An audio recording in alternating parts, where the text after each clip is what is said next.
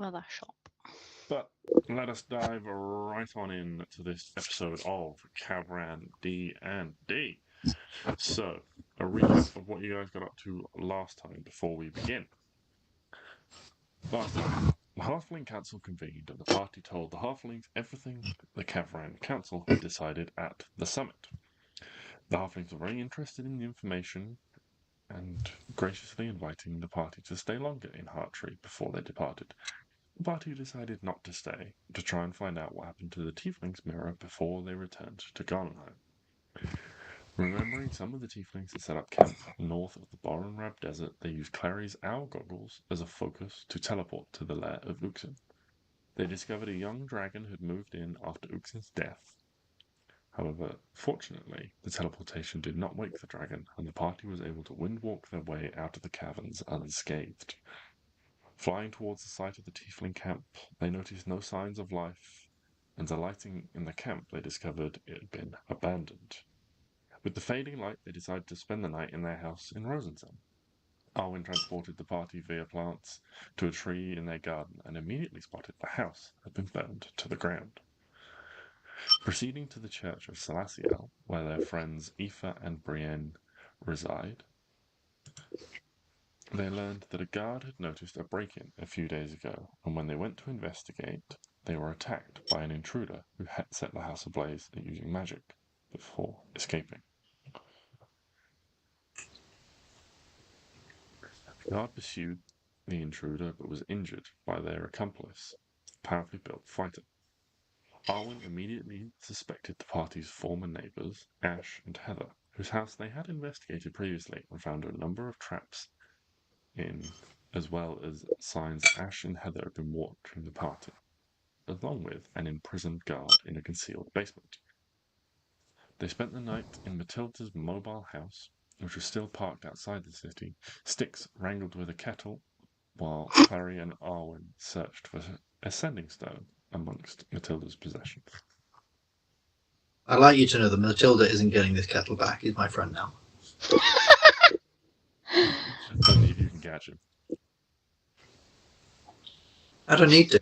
He's a free spirit. He'll ride on Elvis's back with me, and it'll be glorious. God, that water is boiling. Uh-huh. And it often splashes on me when we're flying, but it's fine. Oh dear. Stix is flight accompanied by the sound of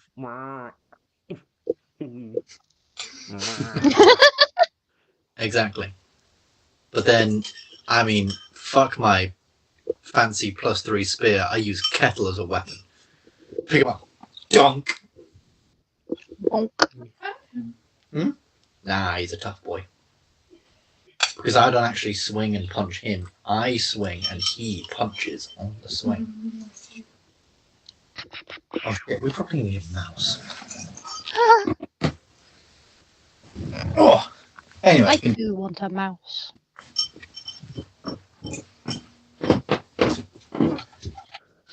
In the same place as well. Ah, This is where we pick things up. You guys had returned to the camp. Arwen had bought a scrying focus and had attempted to do some scrying unsuccessfully.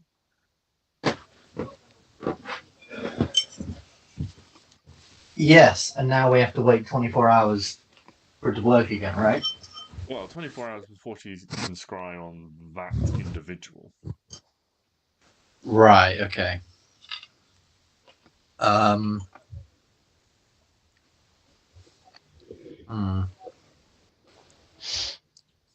Who did you scry on? Who did you try and scry on? The female tiefling or the male one? Oh, I don't know. Whoever I could connect to in my mind palace. I don't know, what spell slots have you got available? How many scryings did you use? Possibly 3. Maybe.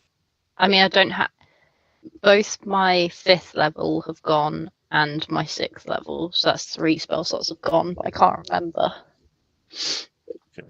So I think then you probably tried to scry on both councillors and an individual who you took a piece of their tent to try and aid as a scrying focus. Indeed. Did they all? They all failed. Damn. Yeah. Okay. Well, we can either wait a day and do it again,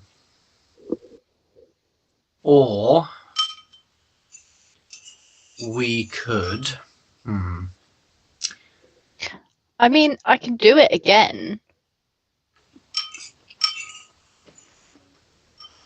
I mean, if you want, you can try one more time, and I can re-windwalk us, and we can maybe take a better look around the camp. Because I believe last time we just sort of got to the camp, found a bit of tent, and went, all right, they're not here, and left. Yeah. Oh! Maybe I only scried twice, and then I just forgot to re-add my...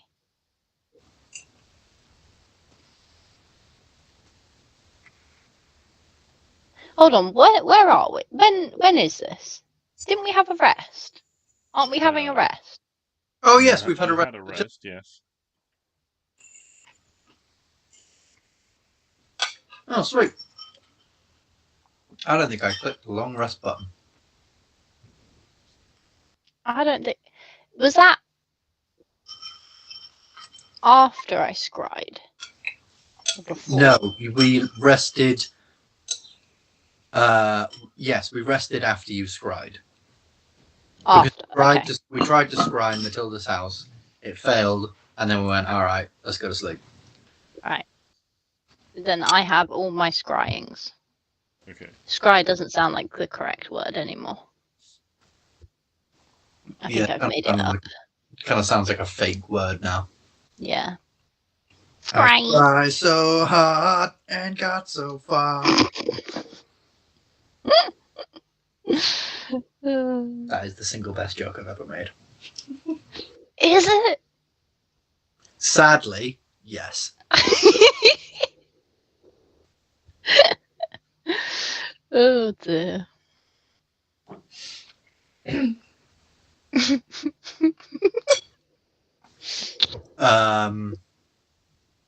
Okay, so what is your plan? You wanna? All right. Do you want to try scrying again? The two council people. So if you want to scry on them, you'll have to wait until the following evening, or Oh yeah. because 24 hours, not a long Damn it. rest. Okay.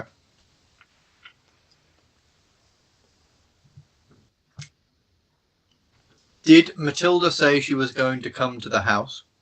Or no? She's not coming to the house.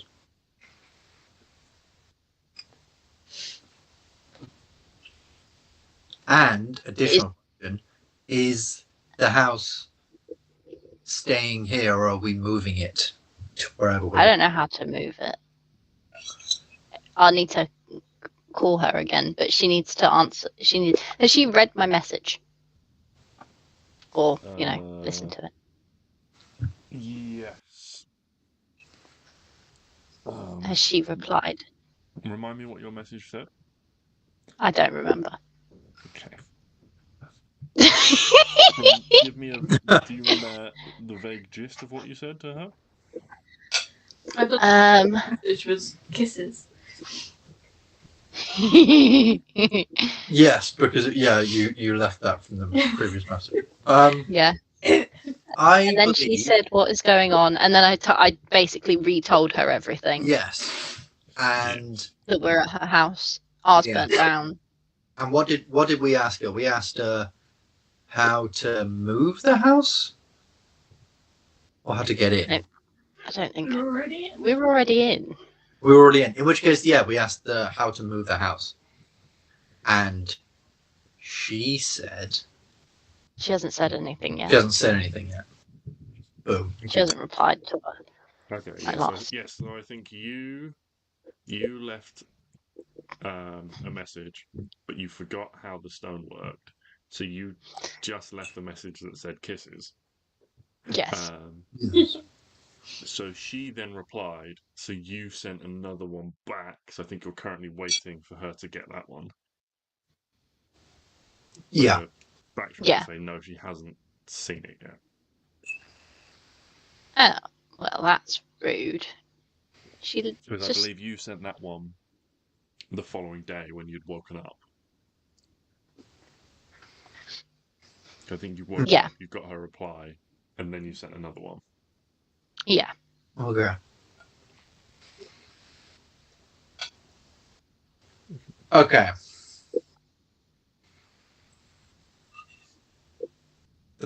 Okay, so here's what we're going to do now. Until we get that reply, I'm going to cast Wind... no, first, Arwen. No, you can't scroll them again. Okay, so here's what we're going to do now. I'm going to cast Windwalk on us all again. And I'm going to... Well, and I think we should go... And what does that say? Incense last heard. Oh, this is you. Right, okay, yeah. God, I can't read that. I think we should go back to that camp and see if there's any more clues as to where they went. Because as I said, I believe last time we literally just got there, went, oh, there's no one here, took a bit of the tent and flew to the nearest city. Yeah. So if I cast Windwalk on us, and then we fly from Matilda's over to where that camp was. Mm-hmm. Okay. Which I believe was like over here? I make sure I lock all the doors. Yes.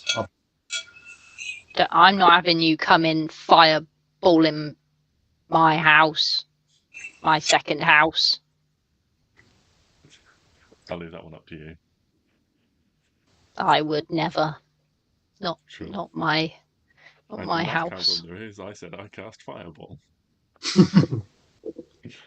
Okay, yeah, you wind walk over. In the light of day, it's much easier to see. It's clearly just an abandoned camp that's was a camp for a long period of time. There are a scattering of few sort of like broken and crumpled tents, but not much else. Okay. Can I, or can we as a collective, make some kind of check to look around and see if there's any indication of how long they've been away and where they might have gone? Yeah. Mm. Yeah. So you can make a survival check to try and track. Yes. I was gonna say survival. Ooh. 28, bitches. I'm guessing no one else needs to. You could roll like investigation. Someone could to try and find out anything around it. I'm not good at investigation. Maybe. I believe you're very good at investigation. Can I perceive the world? Yeah, you can perceive the world, Woohoo! but there is a world around you. You can very suddenly make yourself very good at investigation. I have perceived that there is ground. The floor seems to be made of a floor. Channel Divinity. If you scroll down, I'm so clever. Knowledge of the Ages. Click that. I think it's for the next minute or so, or something like that. For 10 minutes.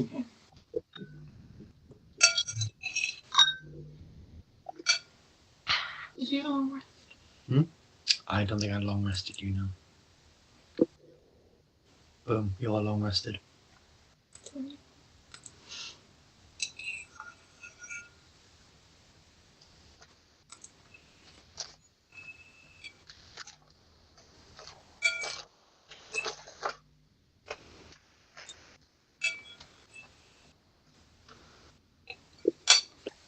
Is Klari making a check as well?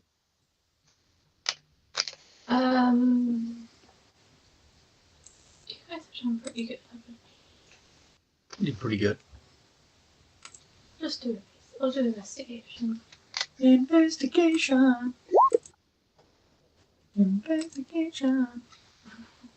Okay. Someone take a photo. Klari didn't roll into the 30s. No, my. Okay. I mean, she did still roll a 10 So on the dice.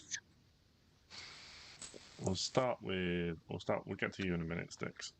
But Arwen, with your unnatural 20, you spot the wind has picked up several sort of almost like sheets of paper and seems to be like blowing through the wind. I mean, they could be nothing, but they could be something, and you kind of run over and grab them before they blow too much further, and you bring them over so that someone else can read them. Hell yeah. They are a little bit muddy, a little bit water damaged and blotchy. The ink on them has run in some places. But Klari, with your investigation check, you're able to make out that this seems to be a religious passage, something from some sort of speech or sermon, and it's been handwritten. So this seems to have been makeshift. It doesn't look terribly old, so it looks like this was something that someone wrote relatively recently, rather than has come from a book or something like that. Okay. And Stix, with your 28 in survival, it is not hard for you to track that a large number of people left in the last few days, and they headed southeast. South east, you say? Shit, that's towards the desert. Bam, bam, bam. Alright. Oh no, they're in leagues with the Vinegar Man. I mean, they're either in leagues or they are in. They've been attacked. Well, Kidnapped. can I see with the 28 whether they're leaving? Was it like really rushed? Have they? Was there a struggle? Have they left very vital things here? Was it like a really rushed shit? We got to get out of here, or being forced out, or was it like a, all right, pack up some of your stuff. We'll leave some of these larger tents because they're big tents and they don't technically belong to us, and let's go. Yeah, so it looks more organized. Like you don't. Looking around, between the three of you, you can see that it looks like most of everything is gone. There's anything that's left behind seems to be in bad nick, and so probably wasn't worth kind of taking and maintaining. Okay. So clearly they have, well, maybe not clearly, but they have somewhat voluntarily gone to Balsam then, or at least to the desert. Can I? I have a suggestion. There is this singular mountain right here that is directly southeast of us. If Has that always been there? Yes, I'm pretty sure that has always been there. Ever since I drew the map. No. Unless, what if over time JJ's slowly just like added in small things that we've never noticed before? How funny would that be?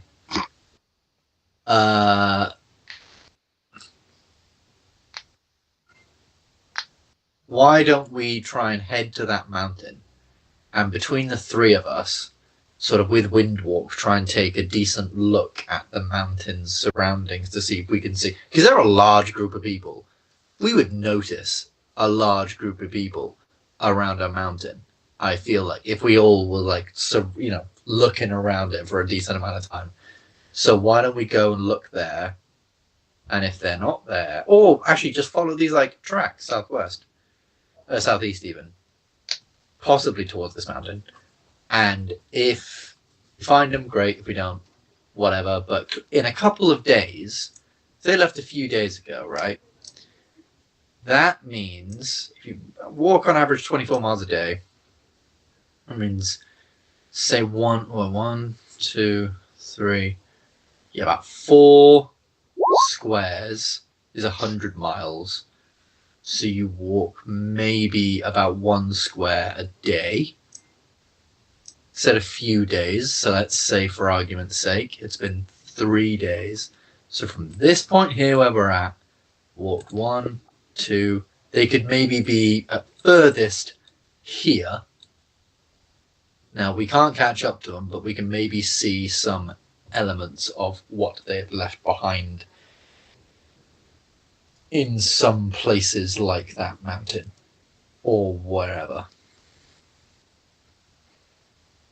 So they're a big group. They ain't traveling the full 24 miles a day. So that's what I think we should do. I think we should try and maybe track them down, see if we got. Don't go too close into the desert because there's likely to be big bad things there. But yeah, we'll try and track them down at least a little bit, see if there's any more information we can glean. Okay.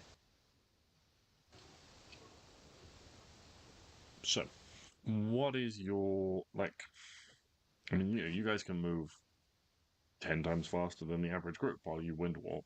So, how long would you like to pursue them for?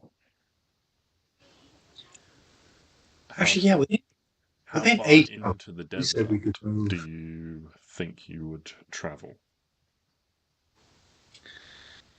What are we thinking, gang? How close do we think we're going to get? I think JJ said we could travel 4 squares in one use of windwalk. And we've travelled 3. No. So with windwalk, you travel 10 times faster. Oh, yeah. And if people in one day can walk 4 squares... Once. We can move Once. 1 square. Sorry, yes, 1 square. So we can move 10 squares. We've already moved 2. So actually, we could move like... say we move like, from Rosenzen, 1 to, 3. So we could move potentially 4, 5, 6, and still have enough for 7, 8, 9. Like, get the fuck out of there. Yeah. Yeah, So- I agree. Yeah, so I guess we'll start flying over this mountainscape southeast, and I guess we'll get to about halfway in. About here is about the furthest I think we should go. About a day's journey. And we are flying like high. We are wind and we are, I would say, flying pretty fucking high. So you're traveling more trying to just scout for a big group rather than follow any specific trail or tracks that you can find. I would say yes. Although maybe no, I would say yes because we are wind. I would say. I mean, actually, what do you guys think? Because I was thinking one of us with, like, obviously you and me have pretty good survival. So maybe one could be down low and the others could be quite high. But I wouldn't want us to get split apart because we're wind. It's quite hard to see each other. Yeah, and we did get lost. Well, we didn't. That silly small guy got lost. Yeah. Well, actually, if me and Hugo stay up and then you and Klari go down, me and Klari can still talk to each other and say where we are. that is true. Yes. Up I to a range reckon- of 100 feet or 120 feet. That's still fairly high. Like, you're seeing over most hills and trees and stuff. 40 meters? It's not that high. Yeah!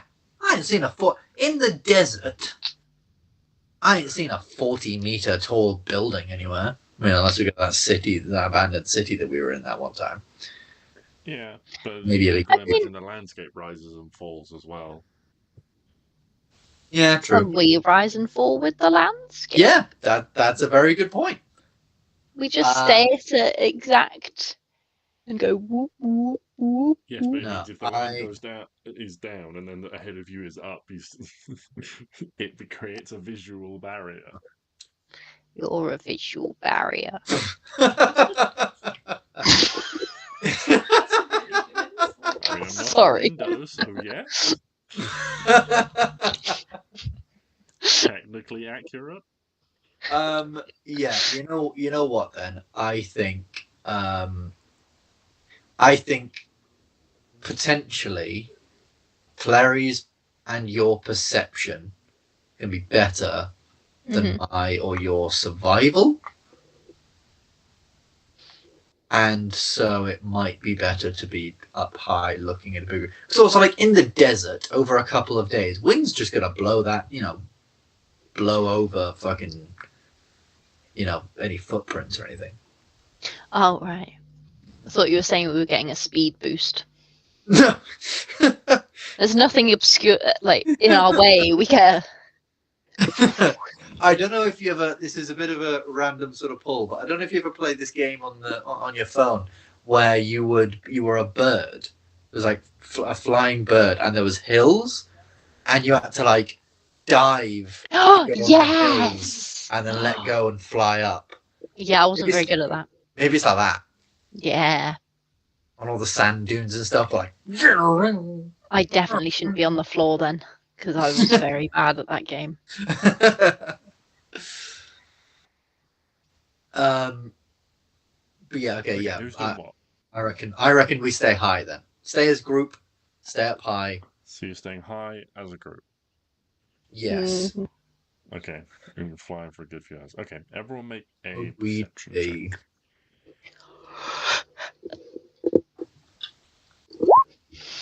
Ooh, 19. I swear to God, the next character I make is going to have the best fucking perception this game could ever have.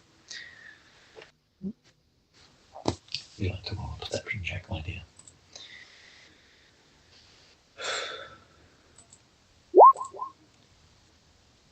That's a 24, actually. Yeah. Actually.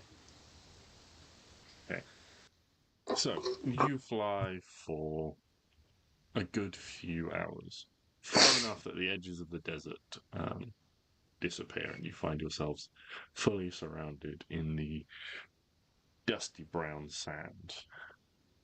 You fly over a handful of ruins and things like that. Nothing more than crumbling stone walls, nothing of interest. And you fly long enough that you can feel the change in the day as the sun begins to rotate. But try as you might, you don't spot any large groups.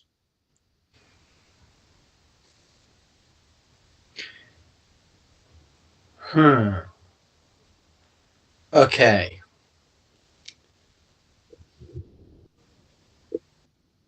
We have a choice to make.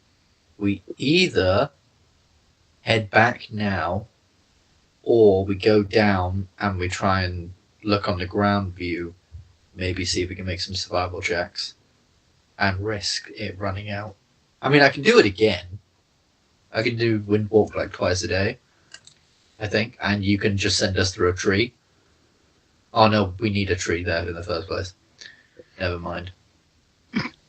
We need like a pocket tree that we can just grow and sort it out. But yeah, I'm pretty sure I can Windwalk. Yeah, Arcane Spear, I can Windwalk twice a day. So yeah, why don't we head to the ground level, maybe have a look around, see if there's any stuff, any kind of footprints or survival bits, and then I can recast it and get us out of here. Okay, are you heading down where you are? Yeah, fuck it, might as well go down, and then I guess I'd go down, almost like retrace our steps until we pick up something, and then follow that. Okay, so you head down low to ground level and begin tracking sort of northwest. Yeah. Okay. Yeah. Everyone make a survival check. Survival check. Come on, survival, do not fail me now. 26. 25, 26. Yes. 8 this time. Okay. You find a set of tracks for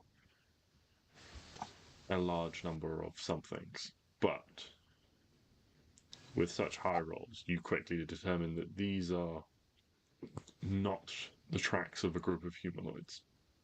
These are not the humanoids you're looking for. You find the tracks of a large herd of creatures, but that is about all you find.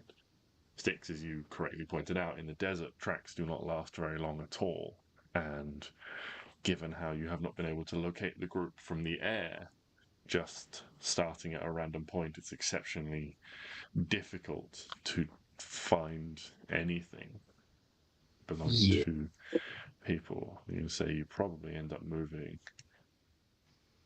over another square by the time you kind of give up in the search and have a small portion of your flight time left. And a large portion of the day has passed at this point. You've been in the air or in and out of Windwalk 6-7 hours now, maybe, taking a few breaks here and there. Things. So we got up at 9, it's like 5 o'clock. Shit. Right, well, clearly we can't find them. Which is a problem. Oopsies. We've lost a whole race. Race? We've lost a whole race, yeah. Oh, right, yeah. We have lost pretty much a whole race of people, which is impressive, actually. That's a fucking good game of hide and seek they're playing. My only other thought is that we maybe missed them, like properly. Maybe there's something around the mountains that we missed. Like they've gone into the mountain caves and that's why we didn't see them from the sky. Or something.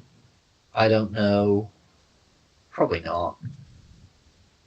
But that's my only thought. Otherwise, yeah, we've lost them. They've gone to they've already made it to Jalnuth, and we're too late. We're too late. And to be fair, if they are, because as we say, it's an organized gathering and them leaving in this direction, it's quite likely that what happened was they gave up and went. Because I believe they were sort of on the edge anyways, from speaking to some of them before. On the edge of what? I seem to remember there being a conversation between us and the tieflings about them sort of being like, oh, well, we could get our home back if we joined Balsam. So,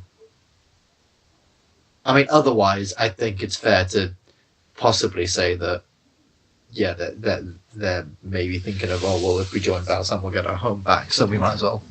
Yeah. I mean, the tiefling man was against Balsam, and the tiefling woman was indifferent. Okay. But I think the tiefling man was quite old, wasn't he? Especially. Really? Oh. Yeah, I remember him being like a middle-aged dude and being like a sort of power couple.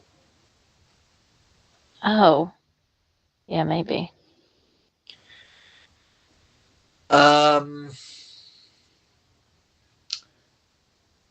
With this in mind, I can't honestly think of anything else. If we can't find them, we can't find them. I think they're a lost cause. I think they're lost. But can I make us a suggestion here? So, everyone fucking hates the elves at the minute because Indeed. the elves voluntarily left. Indeed. If we start going around saying that the tieflings voluntarily, had an organized get up and go towards the desert, that's not going to put people in the right stead with them either. Mm-hmm. When this is all over. We'll just say we don't know. I mean, to be fair, we don't know where they are. But Exactly. We don't know where they are. We don't exactly know what happened. Maybe they were forced to leave by Balsam. We don't know. I just don't want another situation where we've got everyone trying to fucking gang up on a race of a whole fucking race of Kavran. Because the aftermath of all of this is going to be fucking chaos that I don't plan on really getting involved in. But all I will say is that to make it go smoother, we probably want to, make people seem like everyone's sort of on side right now. And also, if we start telling everyone that, the tieflings in an organized fashion got up and went toward the desert, people are going to start being like, oh no, that means the tieflings are going to be fighting in that fight as well. I guess we're too outnumbered now. Yeah. And people aren't going to want to fight. And we need that fight to happen, even if, we need that fight to happen so we can get to Balsam. Mm-hmm. I agree. Boom. I guess we'll head back then? Head back to Gardenheim now? Anything else we need to do? No, I think we go back to Gardenheim. Cool. Alright. I pick up my rock that I got from the Hall of Gardenheim, and I cast Teleport. And fancy. Kaplow. Kaplow. Gardenheim. Teleport back to Gardenheim. Abracadabra, alakazum. Okay. Yeah, you make it back. It's evening time. Kind of early evening. Is there anyone who would you seek out to speak to, or would you kind of just make your presence known and return to your sort of semi-permanent accommodations that they've got set up for you guys here? I know she's not the leader of basically anything, but I feel like Lady Kavran, but because she seems to be the only one who's got her head fucking screwed on over there. But I guess no, we'd probably just make our way to the council. Because what members of the council, were here in Gardenheim, like staying here? There's the dwarves and the gnomes? Am I right in thinking this? So, and the orcs. So, people that were at the meeting in person councillors was Lucinda for the dwarves,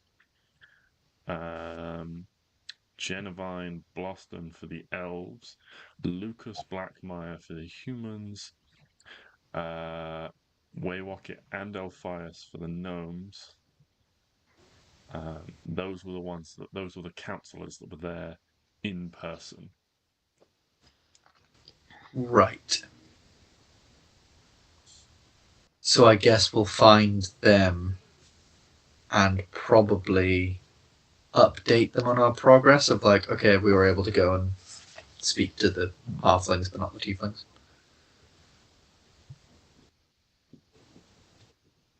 Okay. Or should we, no, I'll tell you what, we'll organise another meeting. Not like a big meeting with everybody, but I'll just go and be like, hi, I'll find a servant or whatever and be like, hi, can you go round up the whatever councillors are still here, please? We'd like to speak with them just about our progress. Okay. Yeah, it takes a little bit of time. For messages to be sent out and people to make time in their schedules and various things, but a lot of that time is a lot of these people are spending, in discussion with various other people, talking about things and so forth. A new kind of council chamber has been temporarily set up,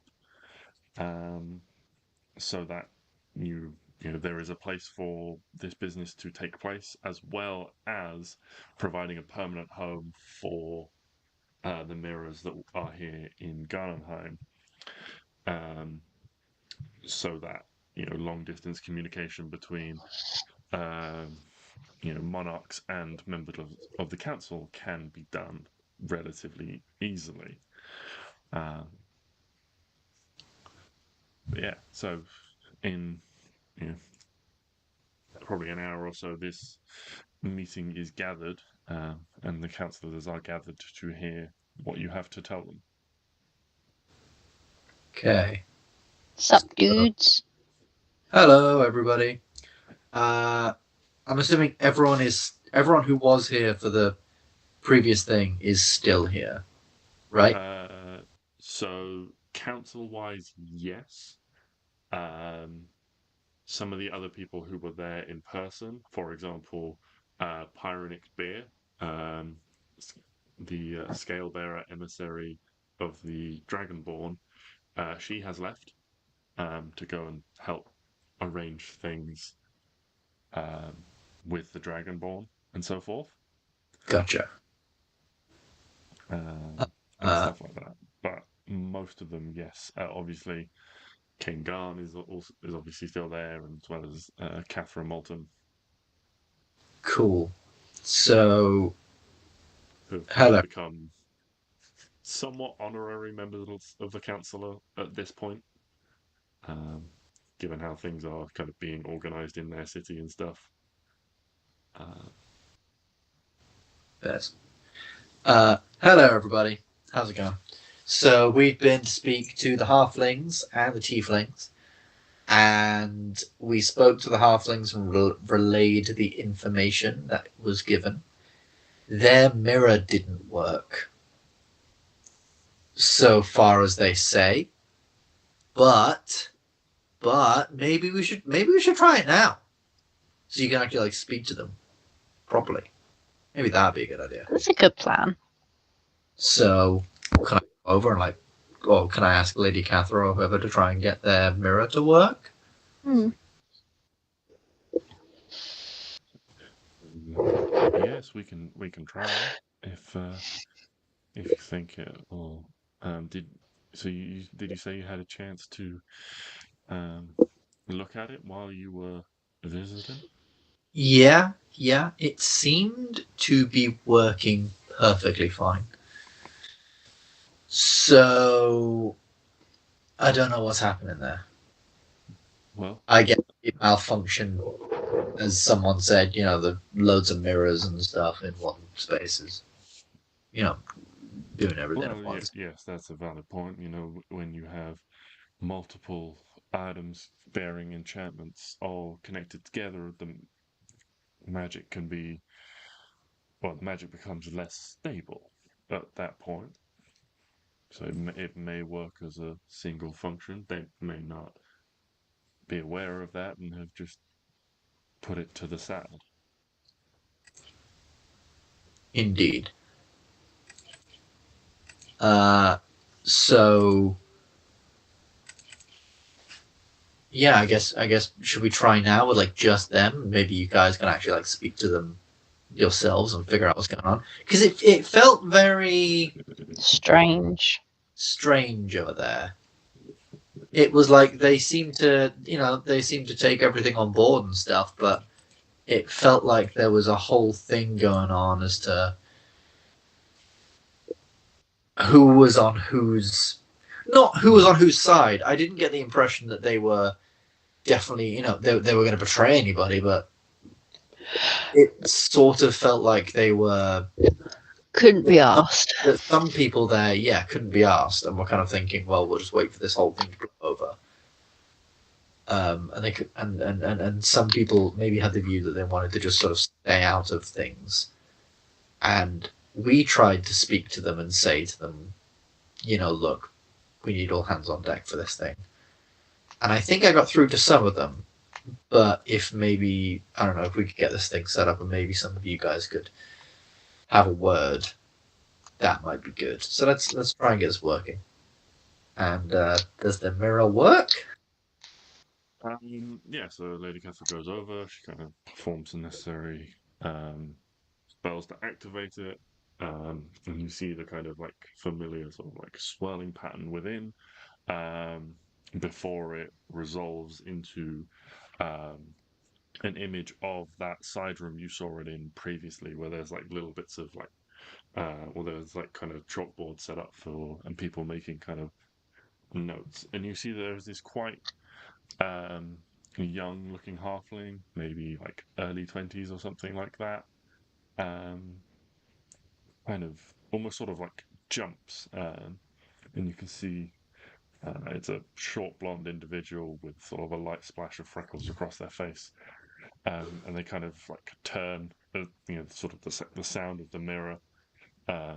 And when Lady Catherine speaks, you kind of jump and like they're right, and they put like a big like chalk line across a load of equations on their board. And they kind of, if any of you speak Halfling, you would hear a rather impressive set of expletives. Care for an example? They turn around and turn towards the mirror, kind of looking a little bit confused. Just, hello? Is that... Who am I speaking to? This is Stix and the council. The ghost of Christmas past. Do you think you could go and get Lavinia and Mr. Chip? Isn't Lavinia still here? For us, please. Yes. Okay. I'll see who I can find. And she kind of like picks up her long skirts and kind of like rushes out of the room. And you guys are all left staring at an empty room for a few minutes before the door is, to the room is kind of pushed open, and then you see this young individual returning with Lavinia at her shoulder, kind of strides, sort of self-importantly over to stand in front of the mirror. Greetings. This is a pleasant surprise. When my acolyte informed me that the mirror was functioning, I did not know what to believe. How is it you managed to achieve this? We turned it off. We turned off it again. Yeah, we turned your mirror on and off again, and we just called your mirror. Lady Catherine kind of steps to the fore and says, "Well, I think it was an overbearance of transcendent magic. Too many connections trying to be made at once. And too many cooks." Energy flowing." And Lavinia kind of says, "Yes. Gamp's third laureate. I believe, yes, that would make sense. I'm somewhat embarrassed that I didn't consider that before and try and reach out sooner. We could have saved everyone a lot of time and effort." Is there anything that we can do for you at present? Do you have more information for us? Well, oh wait, no, I'll let her go. Yeah, Catherine just says, "Well, we were just putting a theory to the test. If this is now functional, then there is every possibility we can develop a strong means of communication. It would be desirable to have either Chip or Rosemary back amongst us with the council here, if that could be arranged at their earliest convenience, so that they may be the voice for you all. Yeah. I believe the Fellowship here has made you aware of the broader details of the situation, and we are on the cusp of march into war. Your healers and your soldiers would be greatly appreciated by all. There's this kind of impassive look across Lavinia's face. Just a very polite. All you really pick up is a sort of politely intrigued expression. And when Catherine finishes speaking, she says, "Yes, well, I shall pass along the council's message to those councillors that we have here, and we shall convene our council, and I'm sure someone will be back in touch with you as soon as possible." Cool. And then Lavinia kind of like waves her hand across the mirror, and the image vanishes before anyone else can say anything. God, I hate her. Yep, well, like some bad juju up with that lady. She's a bad lady. I feel it in my jellies. In your jellies? I feel it in my jellies. Oh no, not the jellies. Yeah. What? I'm almost afraid to ask what the jellies are. That sounds... Have you not seen Detective Pikachu? I have seen Detective Pikachu, but once, like 3 years ago. When he has a feeling, you can feel it in his jellies. Oh! No. Like he feels it in his bones, but it's in his jellies. I remember now. I think I remember. Is that where that comes from? Huh? I didn't know that was where that came from. Yeah. I thought it was just something you said. Well, now the cuteness is gone. And now all you think of is cute Pikachu instead of me.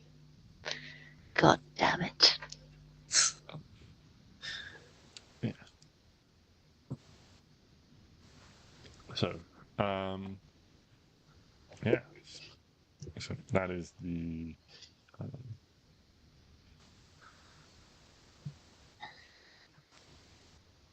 That is that. That is the half situation. Cool. And then in terms of the tieflings, it would explain. Yeah. Also, so save the worst to last. We couldn't find the tieflings.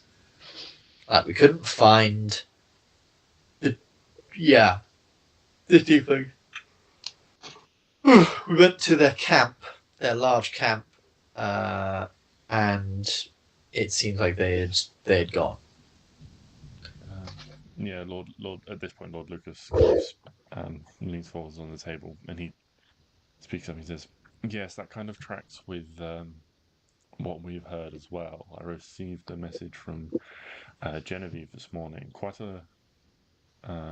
And they've had a noticeable increase in tiefling refugees in Winstead.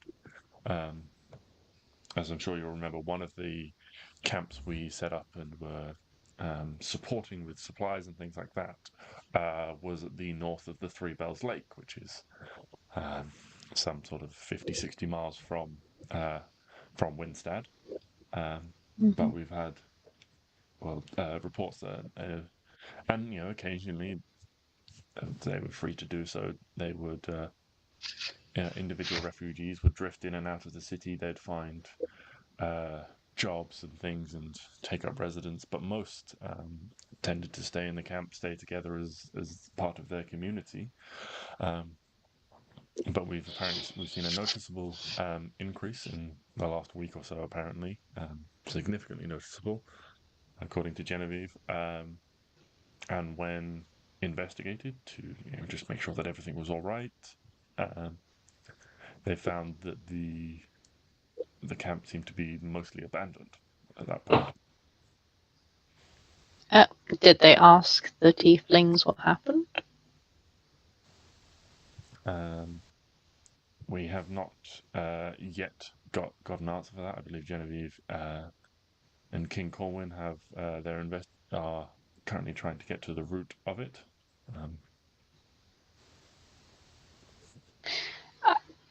Okay. That's a bit strange. Yeah.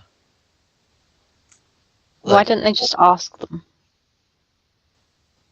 Well, this message came a couple of days ago, and they have not sent a follow-up. Well, as you proved, these mirrors are an exceptional accomplishment. We can potentially try and reach out now to see if they're he starts talking towards Lady Catherine. Can we potentially reach out and contact them in this manner again? This new magic is it takes some getting used to. The convenience of it. Kind of like, yes, we can certainly try. And she, again, goes over and begins casting the necessary spells and things like that. And can someone roll a d20 for me? And 20 fucking murderous apes jump from the thing. Nope, 3. 3 murderous apes jump from the mirror. So, your spell is cast, and when the image on the mirror resolves again and the swirling patterns disappear, all that everyone can see is what looks to be an empty kind of room. Doesn't look to be anyone in it. It looks to be, again, a somewhat smaller version of the room you find yourselves in now. Kind of a small council room. It looks like the position you can see is almost like sat at like the head of a table. You can imagine the mirror being propped at the head of a table, and individuals would sit around so they could all look into it if necessary. But there is no one here at present. You know what would be a great idea? You know those handheld flip mirrors? Yeah. Yeah, if Like the makeup ones often have like a makeup in the bottom half. Yeah. Yeah. If everyone had one of those really small mirrors that they could just put in their pocket and then they could just always, just call someone. So everyone basically had a phone that only did FaceTime. Yes. A little phone that only did FaceTime. And could do the camera facing you, but it couldn't take any pictures. No. You could just check yourself out in it, and that's it. Absolutely. See, that's what you need. Yeah. That would be fine. If I played a wizard. Yes. Yes. Well, maybe one day we can refine our arcane practices enough, but at present, the physical space needed to adorn an item with so many necessary runes of magic is, it kind of gestures to the mirror. Why don't you write them really small? Well, I'm guessing you don't know much about runic magic. I do know a lot about ruining magic, yeah. I said runic, not ruining. She knows a lot about ruinous magic too. Quite good at that. And she can as well. If you make something too delicate, it's kind of like constructing a spider's web. If it is too delicate, then it is too fragile and it can be torn apart easily. You have to put some robustness into the foundations. And if you set it on fire, it'll all just burn up immediately. Hell yeah. I would like to point out that we have actually faced many a spider in our day, and not once have we not been able to cut through any of the webs. So what she's saying actually makes quite a bit of sense, but also no sense. Spider's analogy was bad because a sword can cut through a spider's web easy. I can cut through a spider. Wow. Exactly. But then I suppose a sword could also cut through, in what she's saying, a sword could also cut through the runic magic if you just whacked it with a sword. Wow. So yeah, maybe it is a good analogy. So, well, yes, the benefit of runic magic is it is much faster to apply to an object. It can be added on to anything, whereas traditional enchantments need to be generally utilized within the construction of an object to a certain extent, or they take much longer to imbue within an object. So if we can refine the runic process into an enchantment process, then maybe we can reduce it down. But I think we're a long way off personal handheld communication. I laugh because of my stone. Well, yes. Your stone is. But I don't say it. Arwen laughs in stone. Well, yes, but your stone is limited in a different way. It's perfect. I love it. You know a Your much stone is better instant way of voice communicating? You know what a much better way of communicating is? Just go and fucking talk to someone. Yeah, but like, what if you're like over there? Well, then go over there. Oh, it's too much effort. I'm comfy. God. People this generation, swear to God. I'm all cozy. In my blankie. Don't want to get up. God. He can't help you. Right, the Kavran. Swear to God. Oh dear. Can I roll to join reform? Oh no, no. No, you cannot. I mean, Balsam's trying to reform the world. Stix's character arc comes late, but it comes a swinging. I'm now imagining Balsam looking like Nigel Farage. Oh my god. That does both improve and ruin his character so It really does.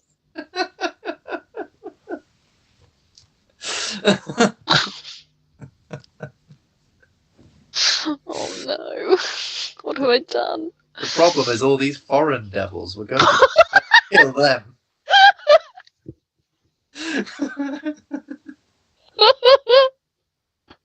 All these devils coming over here. They're small boats. Small boat. In their small portals.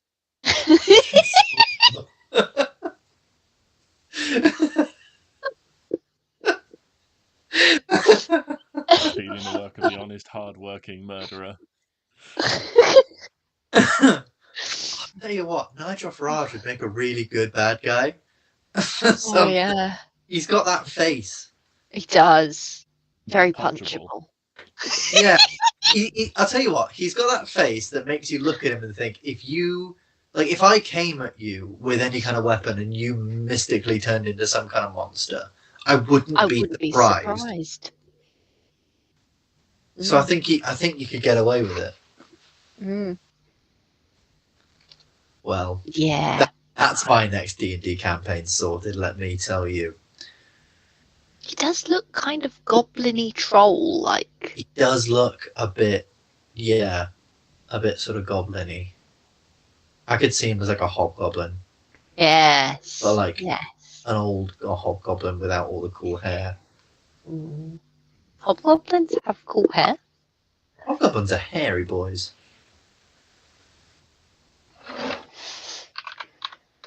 Or like...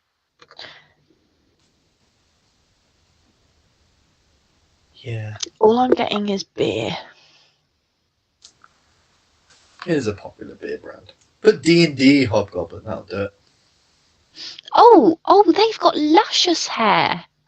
They do have Yeah, luscious. no, it doesn't look like that. Oh, it does look like that one. Oof. Oof, indeed. Yes.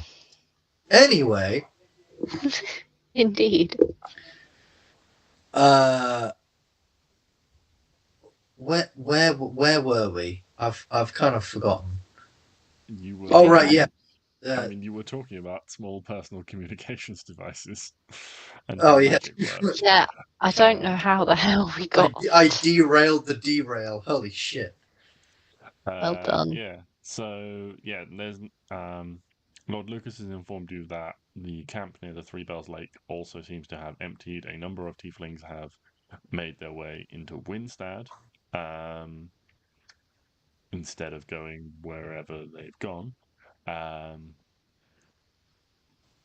you attempted to contact Genevieve and King Corwin, but there was no answer at this time. Okay.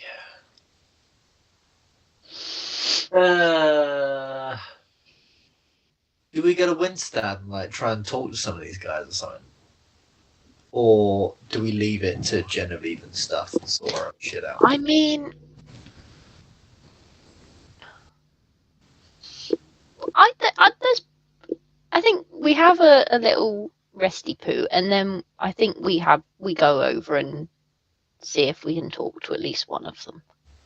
Alright. That sounds like We don't really have anything else to do. Yeah, that is true. We are kind of just in this waiting 2 months thing to get the army together. So, alright. Let's go have a resty poo. Westy poo. Westy poos. I summon Elvis. Elvis meets Kettle. Very adorable. The whole thing. Oh yeah, I have Kettle. Brought him along for the ride.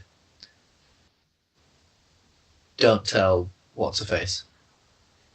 But she needs a new kettle. You can get one from Tesco's for like 15 quid, it's fine. Not one that runs on its own. Club She Guard. made that. Club Guard.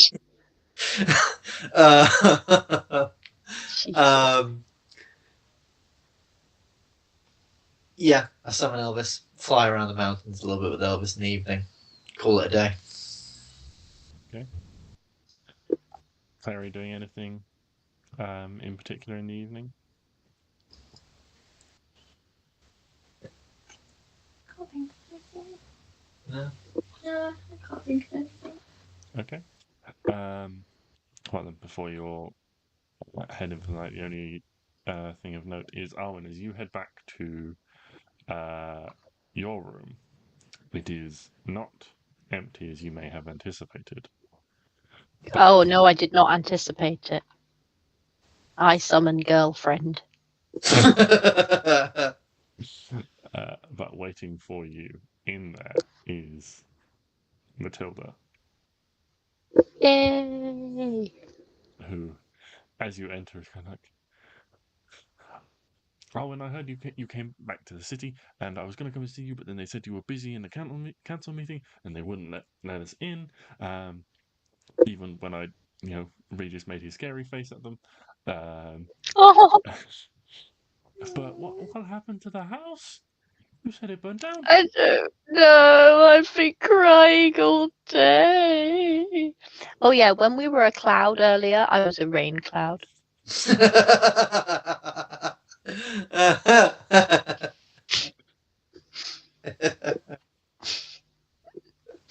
Just sobbing. Why does it always rain on me? And yes, I'll explain all the stuff and the things, and just. It's actually really easy for us to be followed. Just follow the raindrops on the ground as a fly. I leave breadcrumbs. So I find my way home. Oh wait, I can't.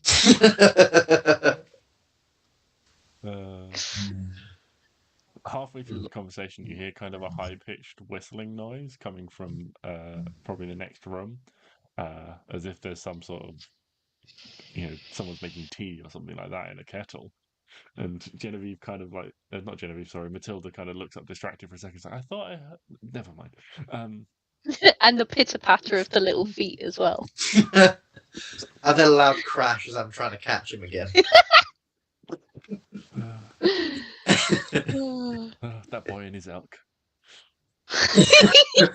Yeah, and then another as Elvis is all trying to catch him. In this like really small, like sort of average hotel room that I've once again fucking destroyed.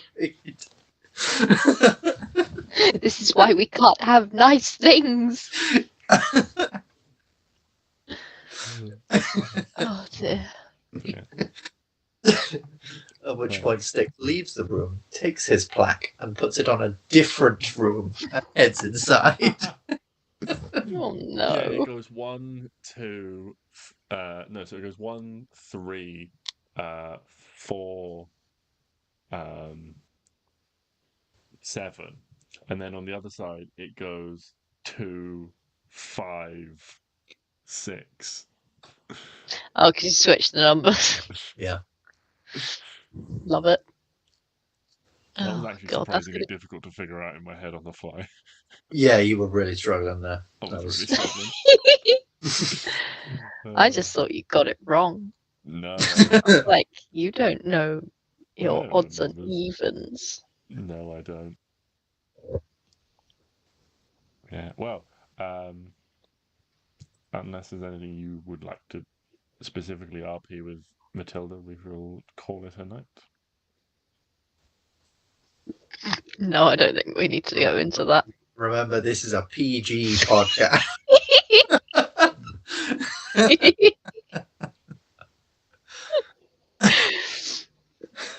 A total fade to black on the evening. I'm not rolling for it. The next morning, Arwen What do goes, you think the changes the plaque on would her be? room as she's also destroyed her room. What do you think the role would be? Don't know. Acrobatics? Dexterity. Yeah, acrobatics. Jesus. Dexterity, more like sexterity. Oh, Jesus Christ. Performance? Oh, no. Oh, dear. Right, moving on. It's been a while. History. Am I right, people? Right. Let's go. Maybe for you. Investigation. No. That's the guy zone. It's a really high DC.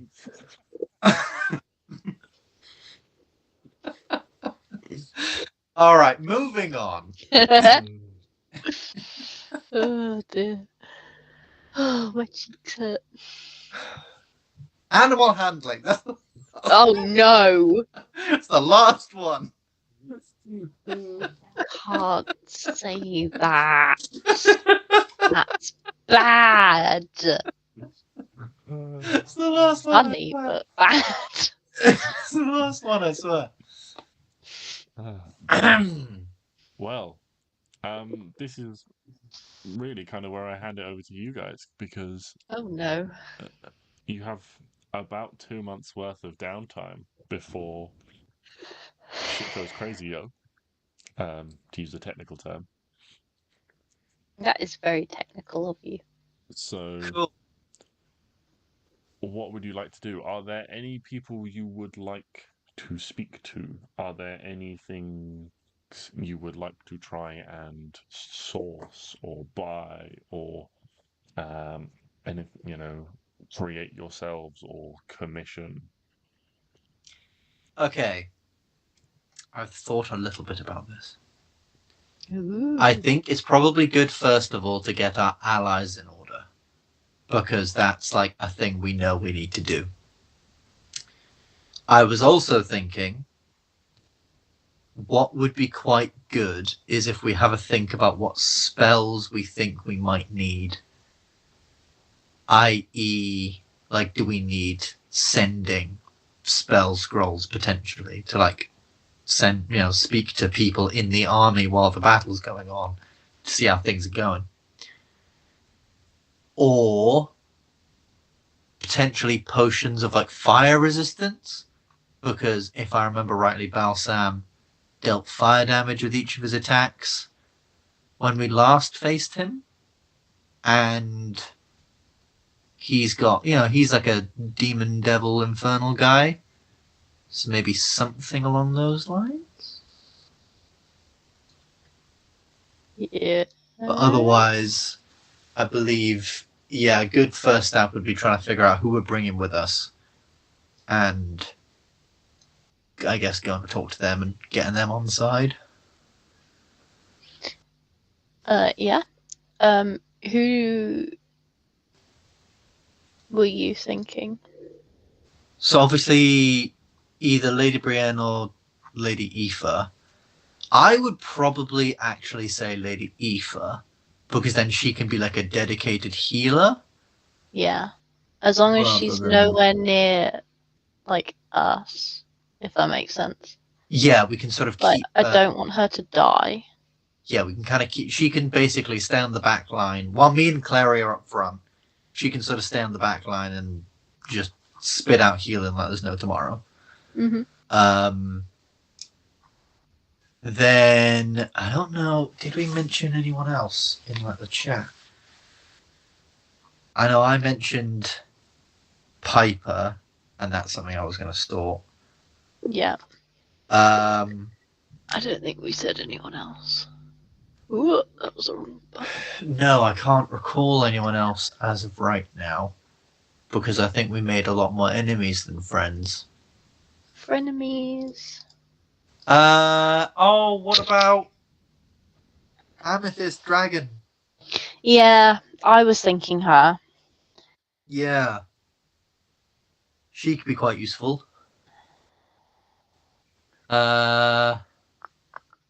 Was she a young dragon, JJ? Oh, now you're asking me questions.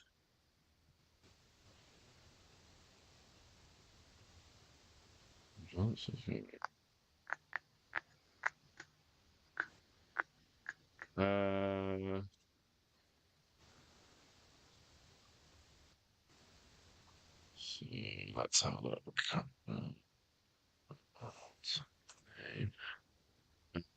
Okay. Last instance of first instance.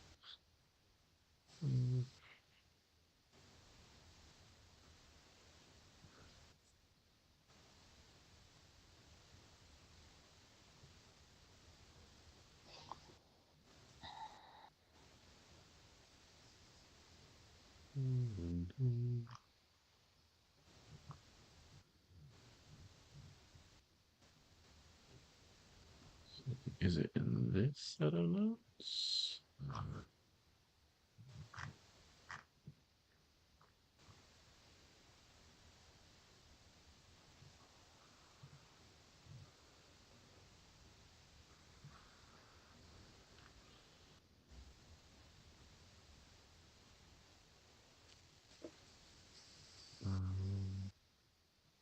I believe, yes, she was young, off the top of my head.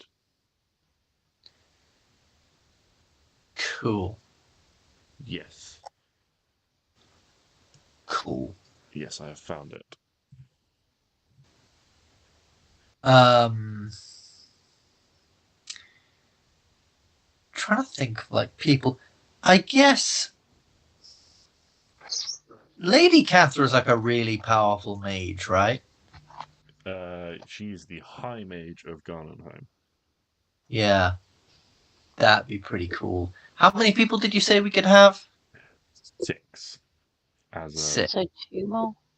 As a part, like, including you 4, so you can bring 2 extra people. unless you want to start leaving some of you behind. Like, you could, for example, Stix could be like, I'm going to join the army and help do that bit and send Piper in. Nah, fuck that. Hold on. So including us, 6 total. So basically, you can bring like 2 extra people before the group starts becoming too big. Okay. One for just why don't balance we and combat-wise, so it's not just a complete slog, and one because you are on somewhat of a stealth mission. Yes. Fair enough. You saying you don't want to run a final battle with 13 PCs, JJ? No, I don't really. Fucking fairs. I've seen it done, and it seems like a fuckload of work. Yeah, it kind of sucks. So, why don't we stick with then Aoife and maybe Piper? Because Yeah. from I guess our point of view, we don't know if he's going to come, and from a Ben point of view, I mean, obviously Ben would like him to come, but I don't feel like it should be that easy for a man like Piper, or a person like Piper, I should say. So I guess we'll go track down Lady Aoife, and then probably track down Piper in this Okay. wibbly wobbly time frame. Yeah. Are you saying you don't want me to get Anton Omar, the dick with a cute horse? I mean, I don't even know if he can help us. Well, he doesn't have any shoes left, that's for sure. Okay.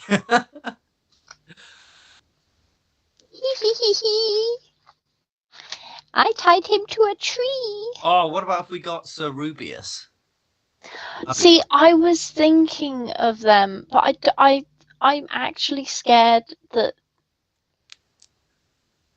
I just don't want anyone to die. I mean, Sir Rubius was just a little flower man. Exactly. I don't think he's actually a very good option. Well, but he gave us the thing to summon him. Flower man, and the Prince of Roses has the ability to transform him into the humanoid knight form. Yeah, but no, I don't. Yeah, no. Die. I think the role of badass plant knight is taken, and that's me. Yeah, I'm just here for the ride. I'm actually the main. What did you say? I actually did. Matilda. Oh. And now Abby's mad. Ah. I'm not mad, just disappointed. So, yeah, why don't we go get Lady Aoife, and then we'll try and get Piper, and then if we can't get him, we'll maybe look around, because we could ask a load of people and see who says yes, and then sort of put them in. Cull. Yeah, put them in a competition, like the X Factor. I was thinking about X Games, not the X Factor, but sure, yeah. I want to be Simon Cowell. Because I could turn into a cow. No, Simon Cowell.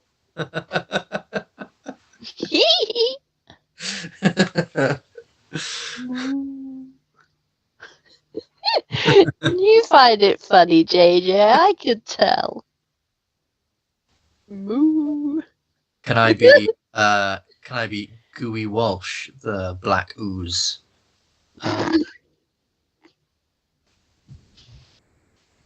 Yep.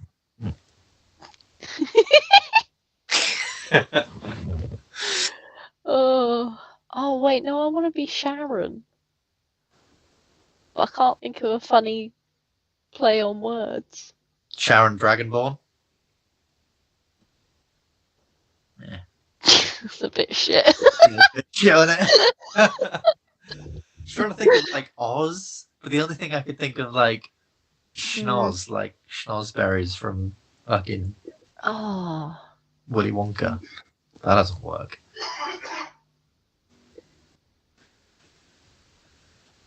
Yeah, anyway. Yeah. Yeah, I mean, well, basically, like, anyone you want to recruit, you will have to make a persuasion check based on what your relationship with them is like, will set the DC of that check. Yeah. So you can go up to anyone, and also it will depend on what their skill set is as well. For example, if you go and ask Steve, who runs the corner shop, to join you, it's going to be pretty difficult to convince him to go into a fight that will almost certainly kill him. Well, what if we don't tell him he's going into a fight that's almost certainly going to kill him? What if we just tell him to show up at this location with a dagger, with his, I don't know, with his bread knife, because we need to borrow it. I think that would work a charm. I agree. Okay. To Steve! No. Kidding.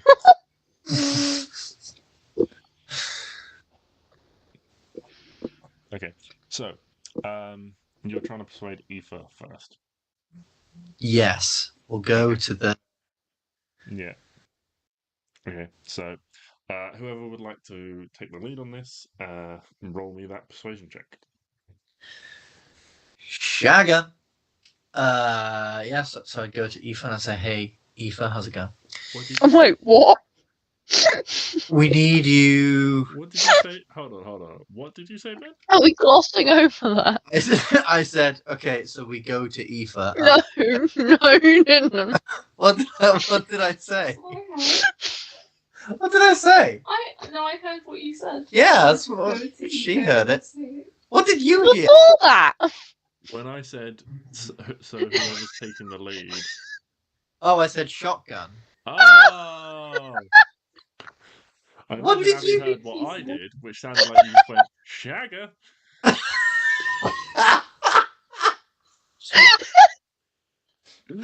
was just sat here like, whoa.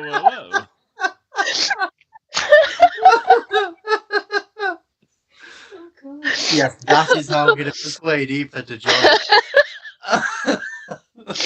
Roll athletics.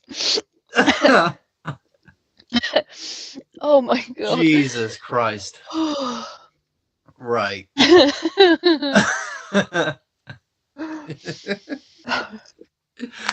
Okay. Yes. So we go to the Temple of Salathiel in Rosenzen. I say, Aoife, we need your services once again for a mission of grave peril. I assume you were going to join the armies of Kavran in battling in battling the big demon army. We need you for a smaller, stealthier mission. A mission where we will go and cut the head off the snake of the evil that is Balsam. We're gonna go in and kill him while the battle's happening. And we need someone who's really good at healing, and you're really good at healing. Fancy joining? Your name would be etched in glory for eternity. I don't think she cares about No, I don't think she really does. But Salathiel will be pretty happy. Because, if I remember anything about Salathiel, is that she didn't really like undead. And he is summoning an army of undead. You helping us fight him would be really fucking great. Because, great. And you're a really cool person. Oh god. Yeah, That's no game. if there's nothing else you'd like to say, make that persuasion check. You can have advantage for remembering the thing about the undead. Fuck and yeah. Serafiel. And I wasn't gonna make you like RP any of these if you didn't want to, but if you want to, then I have the can't sit opportunity. that far here. There we go. If, I got you know, 30. yeah, so yeah, Yay. she will gratefully accept Cool. your offer,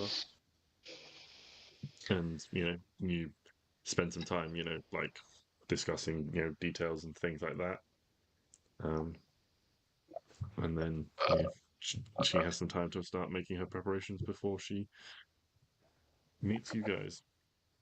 Sweet. Oh, while we're in town, can we go and buy some potions?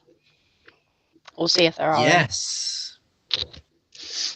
Just so Yeah. we're all stocked up. Mm-hmm. Yeah. Make a persuasion check for me. Not persuasion check, sorry, an investigation check. No. No. 6. Everyone you speak to, you say that they're all their 6? support. That's an 8. What? You said 6. She rolled an 8. Did I say 6? You Yes. I don't remember saying a number at all. did. Guys, I think I'm losing it. Yeah, I think that's brain problems there. That is brain Brain problems. problem. I never said mine was perfect. Yes, so with an 8, everyone you speak to has had their entire supply already cleared out by effectively by the government for Rude. use in the army. Jesus. Oh, it's like they want to live or something. Even the Mountain Dew's gone. Oh no. I think we'll Okay. live. That's fine. That's But what if we just make our own? That is Some entirely mud, possible. mud and glitter, and lots of mud water. and glitter. Less That's how I expensive. used to make potions in the garden. Well, I could actually make some holy water for us. I would just pray over a bucket. I could actually. Oh my god! Oh, idea! Oh, a fucking sick idea, right? Why don't I Water make pistols. Why? You know, it's not. It's not a million miles away. I was gonna say, why don't I make you a bunch of holy water vials that you can stick on your arrows? That's kind of cool. Yeah. So we could get a. Wait, load I don't of have those- arrows. Oh wait, I do have arrows. Yeah, you're literally a ranger. You're an archer. Yeah, but my bow doesn't need arrows. It just produces fun. It just produces fun. Yeah. But I do have a quiver, so it's all good. There's nothing to stop you acquiring some arrows. I know. I mean, Yeah. in fairness, they are really expensive. well, arrows. Yeah. Yeah. It's like Yeah. 2 copper pieces for a quiver of arrows. You could literally buy Too much. fucking 100,000 arrows. It's too much. It would mean I needed to break into a silver, and that's rude. Yes, I could make you a bunch of holy water arrows, which would be really good against Hell yeah. fiends and undead. Hell And yeah. that's like a first level spell as well. I could do that shit, well, 5 times a day. But so no, they could then just higher up it. Boom. Well, how much? Is there a certain amount of water you can make holy? Can you get a river and just go, or a lake? Because that is a contained body of water. It's not like a flowing stream. Let me look it up. Ceremony D&D. Perform one of several religious ceremonies. Bless water. You touch one vial of water and call it holy water. Can't even do a bucket. No, I can do a vial. That's unless pathetic. vial is as big as a bucket. That's pitiful. A vial is an extremely Oh, it also takes 25 gold pieces. Every That's time. more than the arrow. Yeah. Yuck.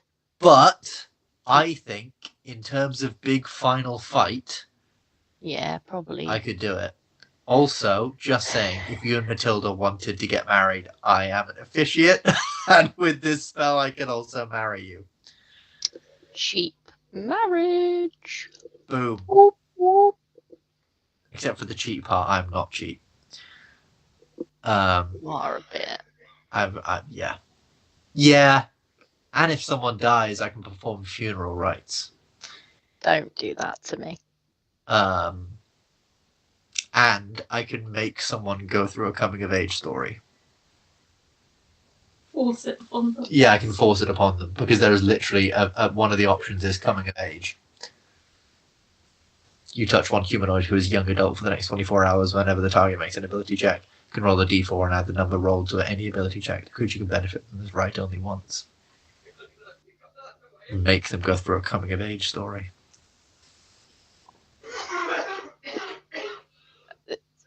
Okay.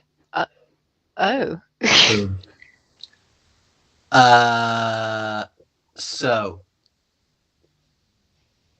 yeah, that's one thing I'm going to do over like a bunch of time. Oh, right, the holy water, not the Yeah. coming of age story. No, not the coming. We Okay. don't know I any was like, oh, teenagers. That's so true. We don't.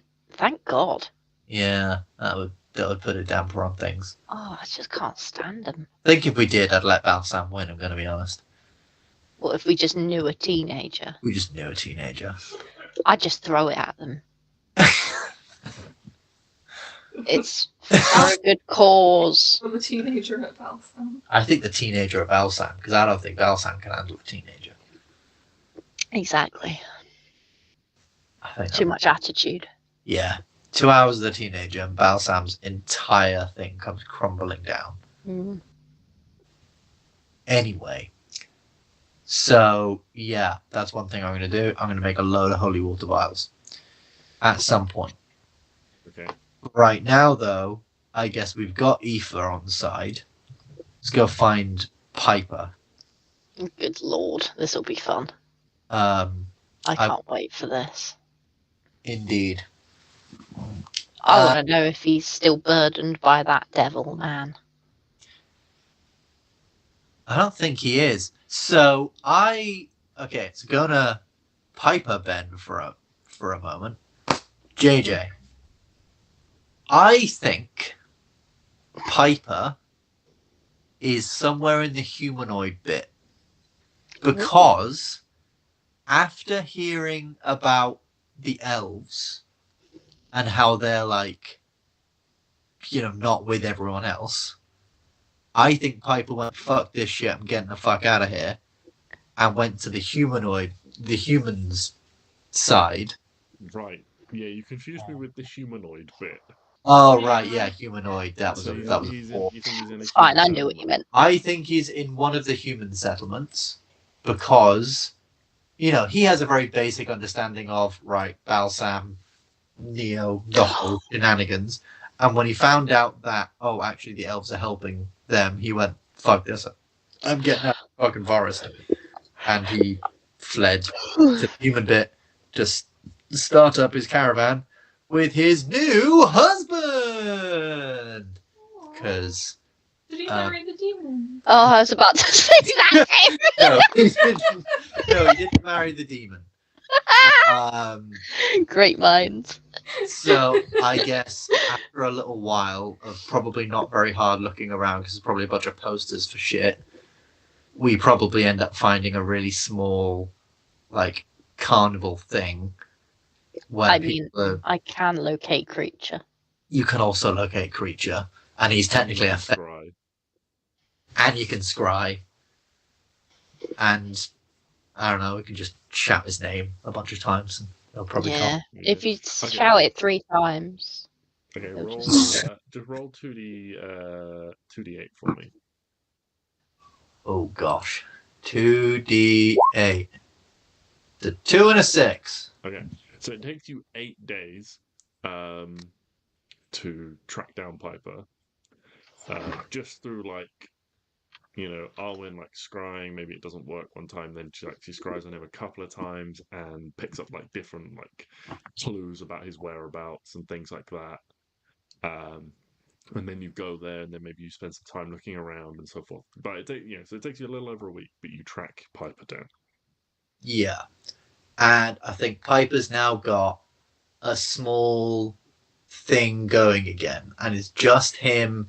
So, we'd I don't know, I guess we'd find him by going to sort of where one of his shows is. And there's this circus tent, which is a little bit bigger on the inside, so you can fit more people. And there's all these trapeze things everywhere, and all this circusy stuff. And inside we find Piper practicing sword fighting with another guy, and probably Piper would be quite scared at first seeing us, because he'd be like, "Oh shit, they're coming to finally sort me out," or whatever. Hell yeah! And as soon as he sees us, he just immediately goes, "Okay, I just want to say one thing. I have no idea where the fuck that devil's gone now. I think I sorted it. I can't remember if I sorted it. Did I sort it? Yeah. I feel like I just left him as stone, and that was it. You had to unstone him in order to... Oh, yeah, I understand. Yes. In order to fulfill, the part of the bargain. And yes. Then, so I would just say I have no idea what he wanted out of the bargain. Yeah. Did he? Yeah. One-on-one. No, we just kind of messaged for a bit. But, yeah, so I think Piper would basically come clean and explain that a long time ago, because I don't think I told people this, or maybe I did, but so when we met Uxin, Piper was captured. Uxin captured Piper and killed the rest of his circus troupe of people. Mm-hmm. Yeah. And because of all the experiments and shit done on them, and because it was fucking ages ago, Piper couldn't get them back. And there was one guy in the troupe that Piper was very sweet on, and they'd been dating or whatever for a long time. Ooh. And Piper really, really wanted him back more than anyone else. Obviously he wanted the rest of them back, but in this deal with it, so then when we went to speak to the devil said, "Okay, yeah, you can get someone back." And Piper was like, "Great, okay, cool." But the devil said, "Yeah, but I need to get out of here." So that's why he brought him with us, and that was his reasoning. If you'd have just told us that, we would have understood. Stix is sort of still stood there with his arms crossed, staring at him I don't know. It all seemed a bit fishy. At him because he thought he was just being a dumb idiot, not a dumb idiot who was in love. Well, yeah, especially the gay love. Thank we you. We love the gays. I'm adorable. This is now Piper. I wouldn't go that far, but no, technically, Piper is, I guess, Pan? Because as a guy who can literally change his appearance at will, I don't think he really cares the gender or anything of anyone else, because he can literally change his appearance and therefore gender at will. Kind of. Oh, love him so much. Mm-hmm. So... Big love. My favourite character. Oh no. So... Get out. Piper's my fave. So yeah, and yeah, I guess Piper just explains, so I left and I unstoned the devil, and the devil got me back. This guy, hello everyone, meet guy whose name I forgot. Wow, that's really great. Now I hate him. Ben forgot his name. Piper knows. And it's a good name too. We're gonna call him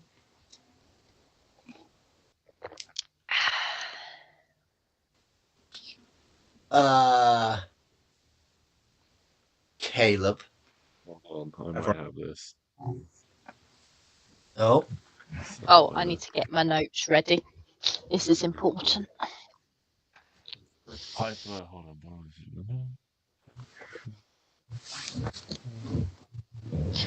Piper has a boyfriend.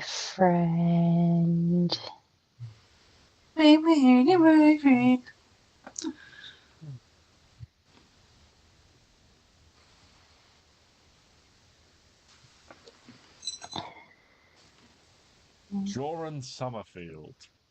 Joran Summerfield. Hello, this is Joran. Joran is a human. With I guess he's like a with two Bloody ends. hell. In my mind, he's sort of like a sort of pale guy with sort of like dark hair. And yeah, I was like, hi, everyone. Meet Joran. Hello, Joran. Joran very awkwardly waves. And yeah, I guess it's weird. I'm sort of like half DMing this, half not. It's strange. It's weird playing two characters. Just go for it. You know, this is all like Piper story stuff, so have at it. And I guess we would sort of start explaining what we... Well, Piper would probably be like, alright, if you fuckers are here, why? If you want to hear about the devil, why the hell are you here? And I guess... A different devil! The exact same thing. A different devil. The same brain lump. It's always Sort a of fucking... brain Okay, what to- devil now? I'm not very good... You've got a guy to deal with devils, he says, pointing to Stix. Yeah, but numbers, innit? So you want me to join you in getting this devil? Yeah. No. Oh. Because, I mean, no. And Joran's like, wait, hear him out. And but Piper's like, no. But look, I did it. I did the thing. No, I'm not running through any more fucking hoops. And and I think Piper just goes on a long thing about how obviously he's had it pretty shit. And he's finally got the carnival and Joran and things. Excuse me, sir. You own a circus. I think you'll go through a lot of hoops.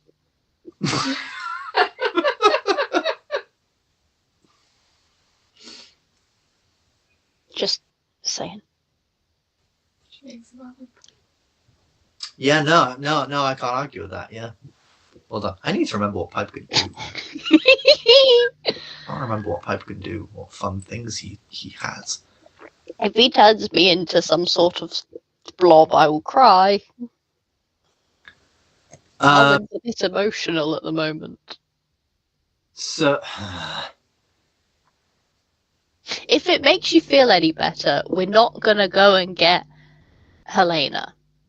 So you won't be completely and utterly bullied. that does make me feel actually quite a lot better. Yes, that makes me, that's actually quite nice.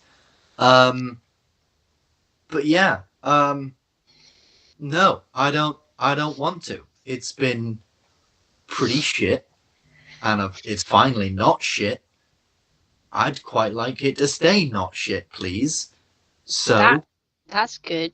I also want it to stay not shit, and that's why we need to take him on, so we can get back to our gay love. that's why you guys need to take him on. Why do I need to do it? Well, it's a thing that you guys started in the first. I didn't start it. I just fell in a hole. Discovering and starting are not the same thing. Okay, well, Exactly. it's a thing you guys discovered in the first place. It doesn't make kind of responsibility. Yeah, I suppose not. But you guys are the goody two shoes going after it. When have I been a goody Caravan two if Baltham shoes? wins. I'm going to go to the Feywild. Remember, I was there before. I think that will stop him. Yeah, he's gonna come for you. I'm gonna if he kills me, I'm gonna tell him your name specifically and give him a hair of yours so he can come after you specifically. Piper just immediately goes bald. Yeah, I was going to say. I was literally about to say, what, you mean this hair? And he was just going to go completely bald. No, this hair.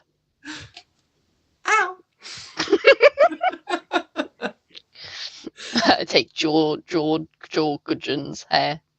George's. With that one's them's. Damn it. What are you gonna do now? Well, can you make me a wisdom saving throw? Oh, I'm God, holding your partner's hair hostage. the campaign ends prematurely because PvP happens. A 12. Okay, you turn into a little baby elephant. This is the best day of my life. And obviously, unable to now hold the hair, Piper just goes and picks it up and goes, no. Elephants can hold things in their trunk. Yeah. You can't hold a hair. I can hold anything. Can't hold It would have been in Arwen's hand, which is now a foot, so it would have been dropped. And stamped it on. So you can't get it. My big fat elephant foot's on it. Yeah, but let's be real. If Arwen turned into a little baby elephant, is she not? Oh, I'm jumping around. With glee? Yeah. Yeah, I am. Boom. That is true. Oh, and then everyone make a dexterity saving throw for your feet while Arwen gimbals around as an elephant.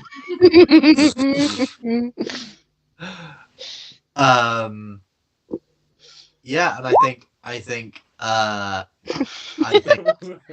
Stix is fine. No, he did. Because I'm coming straight for his feet. So yeah, I think Oh gosh, Klari. Yeah, Piper's very adamantly against. But I think Stix kind of eventually, because Stix is still fairly angry with the guy for, doing the whole thing with the devil and not telling us, and because at first he was angry with him for making a deal with the devil. Now he's angry with him because he's like, but you couldn't trust it to tell us that's mean. But I think Stix eventually kind of, sort of goes on his traditional spiel of, well, yeah, if you don't help us, the world. This world might end. But George, and even if you run away, like say you run away and that's great. Like you could, kind of playing into his ego though, but you could literally be the difference between thousands of people in this world dying or not. And as much as I hate to admit it, your like magic-y stuff was actually quite helpful before, and it could be quite helpful again. So it'd be pretty useful. And could you really live with yourself if, like, as I say, you're the difference between like thousands of people dying and not, thousands of people don't, if you could stop that, surely you would. And Piper's all frustrated. He's all angry. And I think he sort of just turns to Joran, and Joran's like, I really, really hate to disagree with them, but I think they kind of make good points. And Piper's all flustered because now his fucking husband's against him. He's like, you're meant to be on my side. They're married? Yeah, they got. I like to think they got really quickly married because, like, he fucking died, and they didn't get to do that. So I think. Oh my god. And cute. Yeah, I think Piper's all flustered, and I guess that's where a persuasion check would come in. Persuade yourself. Thing. Yeah. All right. I'll persuade. I mean, Piper is not an NPC per se, so This one has the weight of the decision does lie with you, Stix. You have built him a very nice life away from adventuring. I mean, well, so the thing is, obviously, yes. I think, Piper's very much like, well, I've got the husband, I've got the carnival. If shit goes bad here, I can go to the Feywild. I've got it all figured out, and we don't need to get involved. But they are right. I probably would feel pretty fucking guilty if I didn't get involved. But if I get involved, I might die, and that would be bad.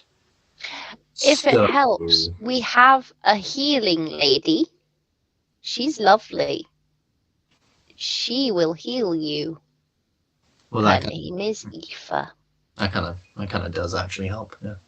A question, JJ. What level is Piper right now? He's currently level 16. Currently level. Okay, That's pitiful. that is fine. He needs to do a training montage in the We can next have a 2 chat months. about where he lies for the end campaign afterwards. I wasn't expecting him to be like level 20. So that's fine. I'm on the fence about level 17 just because of the 9th level spells. That is fair. That is fair. That could be a game changer. Yeah, so we can have a chat and yeah. Yeah, so I guess a persuasion check. But could I argue that with everybody around him, even his own husband being like, yeah, it might be a good idea, I'll do it with advantage. And we'll do it that way. As I say, Piper is not quite an NPC, so you have a lot more agency over this than... Boom. 27, which I think does it. So in the end, Piper's like, I think Piper in the end would basically say, fine, I'll come and I'll join you and I'll lend you my magic, but if it comes, I'm just warning you right now, I want this to be very, very clear. I'm coming back to this guy. If everything is going really, really shit and it's looking really, really bad, I don't want to be a dick. But I've got something to come back for. So if everything's going super bad and I bounce, don't say I didn't warn you. Like we don't all have something to come back for. Well, yeah, but Just because you put a ring on it, boy. Well, yeah. We did the dance and everything. You should have seen it. It was great. Well, someone didn't invite us. Yeah. Well, yeah, because I thought you guys are mad at me. Well, maybe we are. We can do it. We can do it for you right now if you want. Yeah, do it. Do it right now. All right. Duran, lights! Turns into Beyonce. Oh my lord. and exactly the length of Beyonce's famous hit. If you like it, then you should have put a ring on it. We come back and Piper says, "All right, yeah, fuck it. Let's go kill him. Let's go kill a bitch." Whoa! You can't just do an improvised dance number without a performance check. Oh, I thought you meant without a performance. Oh, JJ, would you like a performance check? I would love one. With my plus 15 in performance. It's an 18. It's actually okay. It's pretty shit, really. I mean, yeah, that's me rolling a 3, ladies and gentlemen. Pitiful. I thought you were a performer. Wait, no. That's not a 3. That might not be a 3. Hold on, I need to check something. Because me and JJ spoke after, and Piper is no longer a swords bard. He is the epitome of bard. He's a glamour bard, which actually does. I thought maybe there was a thing where in one of the bards, I know if you roll like a 10 or lower or something on a persuasion or performance check, you actually roll a 10. But I guess it's not this one. That's fine. Still. Fucking... It's a good performance. Anyways, we got Piper now. Okay. Yay. I get to play my boy again. Right. And we have steaming, so we could walk right in there. It might play into it. I don't know. So, is there anything else that anyone's doing? Stix, you're making an amount of holy water. Yes. So I Do you need want to commit to that silver. now, or do you want to just decide during the week how much you make? I mean, I'm thinking about it. We might as well do it now while we're thinking about it. So I need powdered silver. Yeah, so obviously it's 25 gold's worth of silver per vial. I think at this point in the story, Stix doesn't really give a shit about his money anymore. No, the money's not much of an issue for you So guys at this point, but it's the quantity and accessibility of of powdered silver, you know, which I imagine probably isn't. well, more of the holy water that you're going to make. Like getting your hands on that quantity of silver is not too difficult, depending on how much you want to do. But like, if you make 100 vials, you're not going to be able to carry 100 vials unless they're in Yes, the bag of holding. At which point, it'll be an action to pull out a vial at a time. yes, that's fair.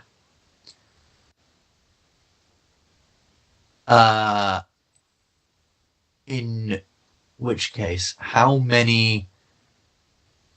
I guess if Stix spent, let's say, like a week making, like a full week over the 2-month period. So like he takes like a day here, a day there, whatever. How much could he make? Full week.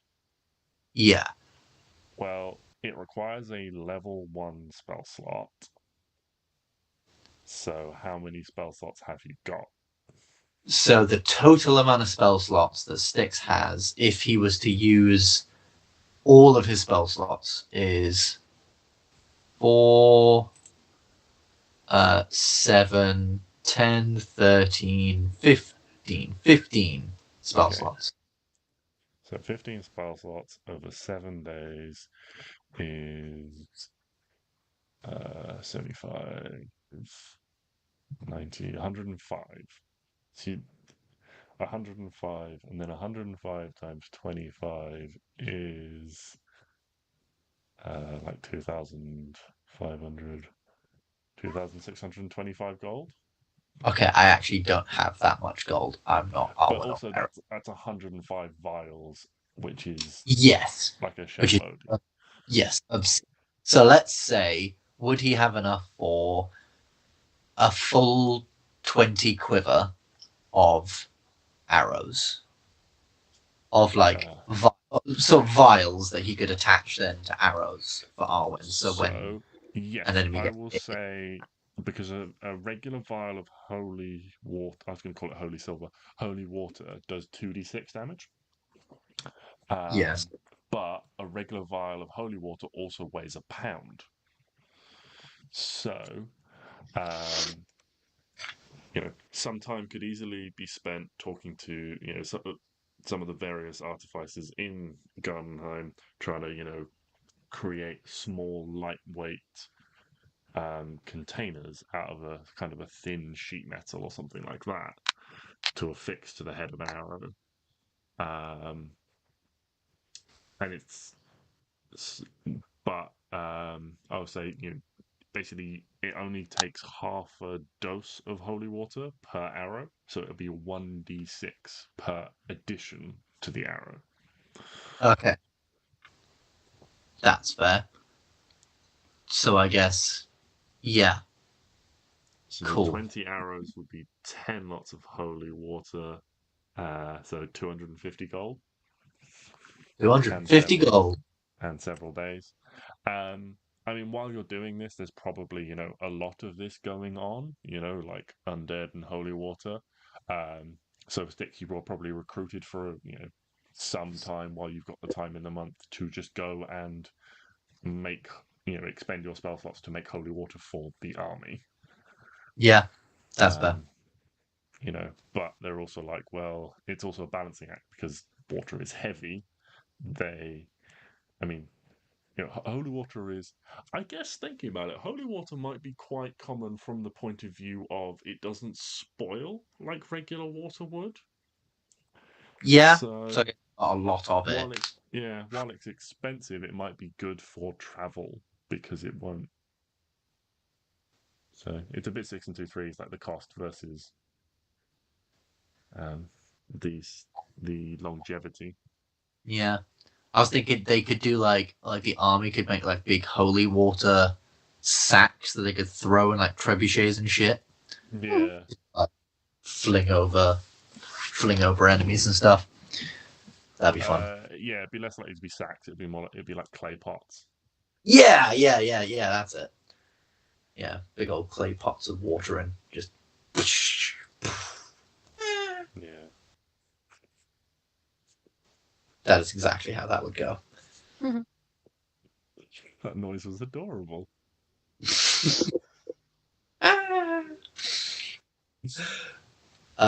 Cool. That's Stix. Okay. And that is Ben. Yeah. Anything for Klari, Arwen. Also, any magical items you want to purchase and give to either Aoife or Piper. Again, don't have to nail them on now. If there's anything you want to think about and get back to me, then I can let you know like pricing during the week. Ben will have a chat about exactly everything to do with Piper during the week. Yeah. To flesh out, like where he is and his capabilities and stuff like that. Yeah. And like he's not had much time to pick up magical items on his own, but if he's going in, he's got access to a lot of money to sort that. So yeah, I kind of forgot what items he's got. The only one I weirdly remember is he has a wand of pyrotechnics and a deck of illusions, and that's it. Oh, he has a force sword. Oh, that's fun. Oh yeah. So a voltage necklace is what I wrote down for Helena. Yes. How rare is that? Possibly one of a kind. Shit.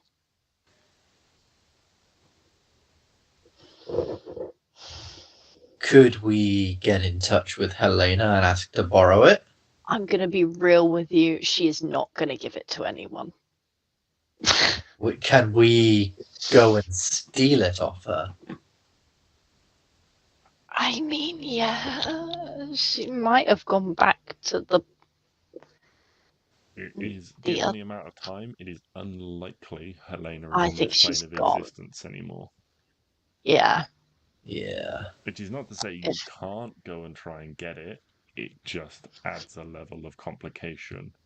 Well, yeah, I was going to say, like, we brought Piper along in the previous thing because he can cast plane shift. So... True. Could go grab it. Could. I mean, we've got nothing else going on. This is where we find out Helena's been promoted to, like, Shadow Captain of the Shadow Kai. Crazy fucking... I mean, she is a mental bitch, so... Yeah. But I love her, so it's fine. I'm allowed to say that. I forget, she was a warlock, right? Yeah.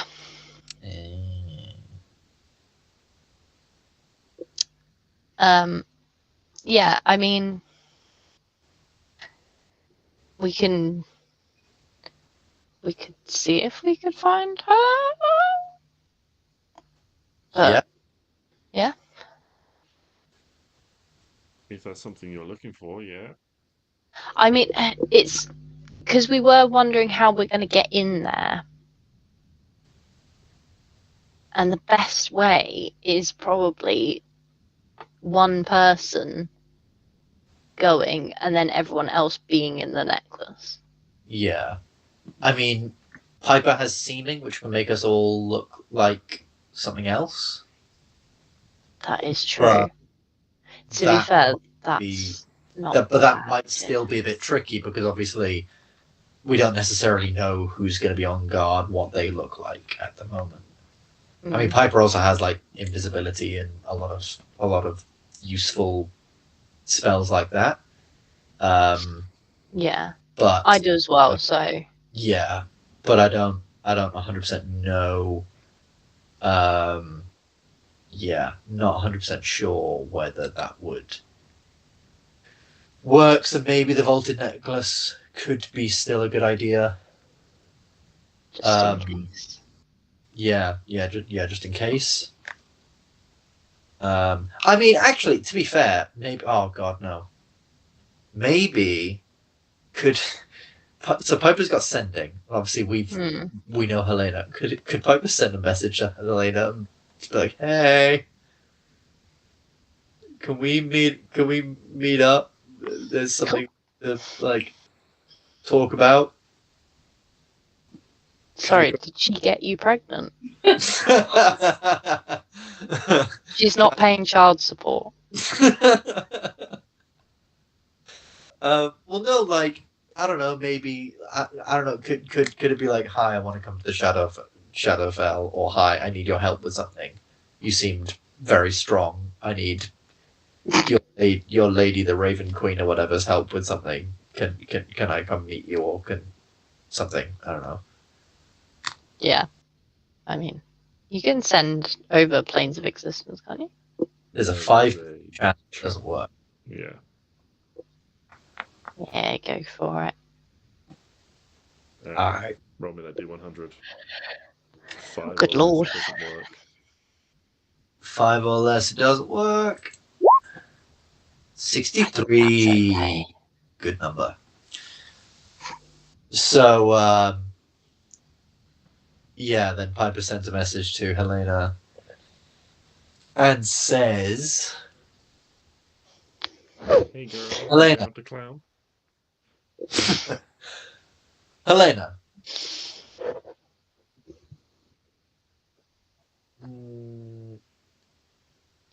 Want your help. It sends. Helena, want your help, can pay.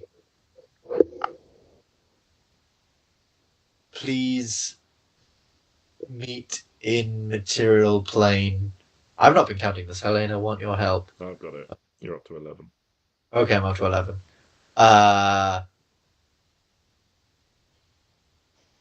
Just want to talk. No funny business. You got 7 left. XOXO.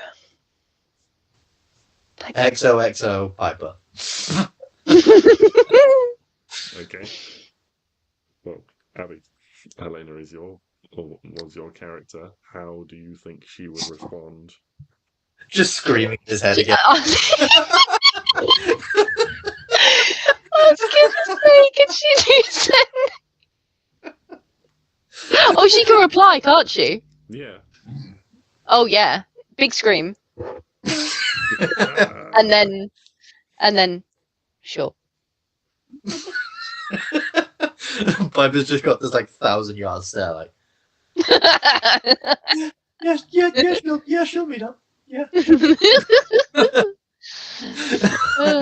Love it. That is genuinely like so. Like, what spell was that you did it with? Oh, It's I don't not even. a spell. It's an It's ability. not a spell. Let's have a look. What's Helena's skill set? Because I still think about that, just the abilities to do like one of the just like terrifying, like blood-curdling screams in someone's head. Awaken mind. You can telepathically speak to any creature you can see within 30 feet of you. You don't need to share a language with the creature for it to understand you telepathic. Oh, so it never did any damage. You just screamed in my head. I think there is one that did do damage. Was that Vicious Mockery? Possibly. Oh, Or like Dissonant Whispers or something? I don't know. Not very whispery. Oh yeah, there's. You whisper something. Discordant melody. Yeah. They writhe. Yeah, racking it with terrible pain. I think it was probably that. Yeah, probably. Cool. So, It was a nice mix of the two. I guess where do we meet her? Can we meet? Oh, I don't know. Where do we? So, Where we? Oh. Most of Helena's experience with the material plane is in and around the Old Masterin Forest and Uxin's lair. After she finished with you guys, she went to do some research in the Yelion library. And from Then there, she just fucked off. well, from there, I'll say she probably was looking for stuff that was in some quite remote places. And so she's probably not got a lot of experience, which means the most likely place she's going to reappear is somewhere to do with the elves. So I would like you to just roll a d20 for me, please, Abby.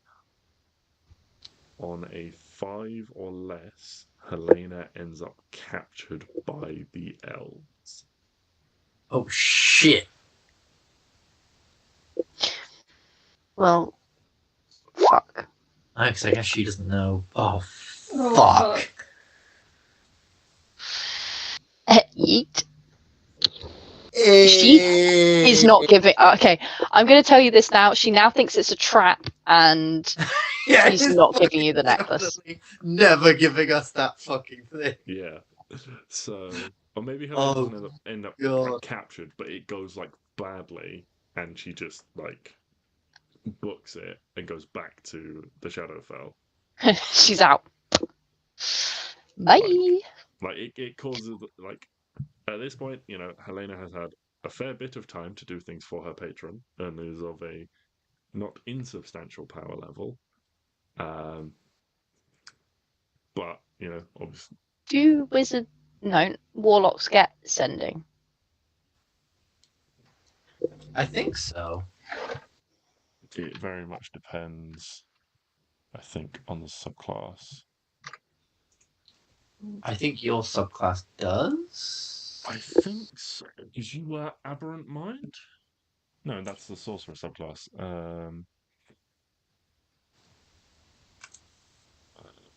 Absolutely tablet all 20. Oh, like the great old one.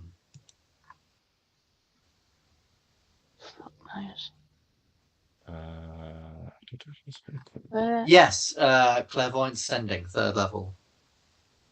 No, it wasn't there. Helena was great old one. Yes, yeah, so they get sending at when they get 3rd level spells. Yeah. So Helena would have sending.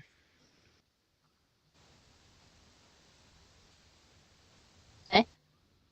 So Helena has sending. Excellent.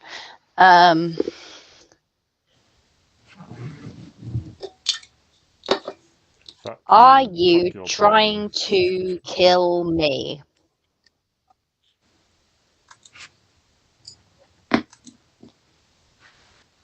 You fucking idiot.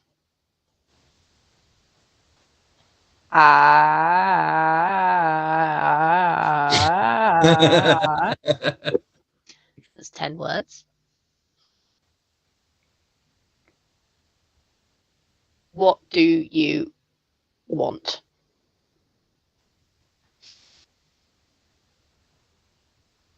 At this point, have we showed up for like this meeting and realized she's not there?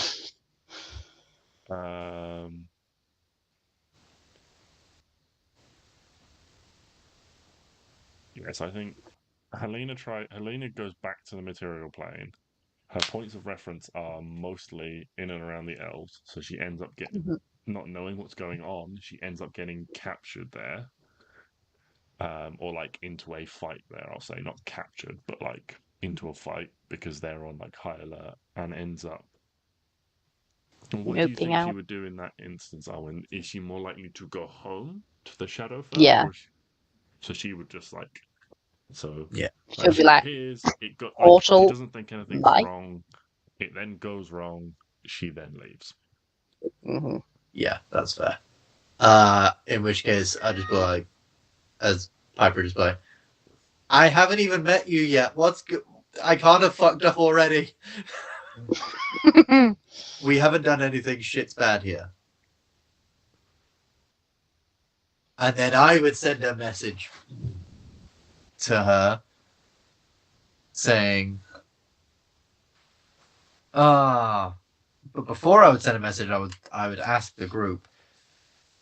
She wants to know what's up. Do we literally just ask? Just ask her at this point, because I don't think she's going to come back if you Okay. don't ask her. And then I say, okay, truth is, we need your necklace for a mission. Promise to give it back. Can pay you for having lended it.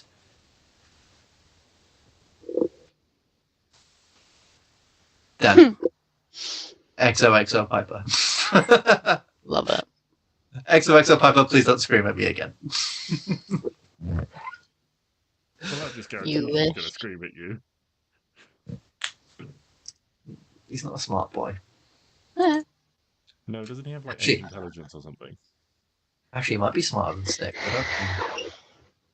Oh, is Piper actually Oh a no, smart boy? he's got 0 intelligence.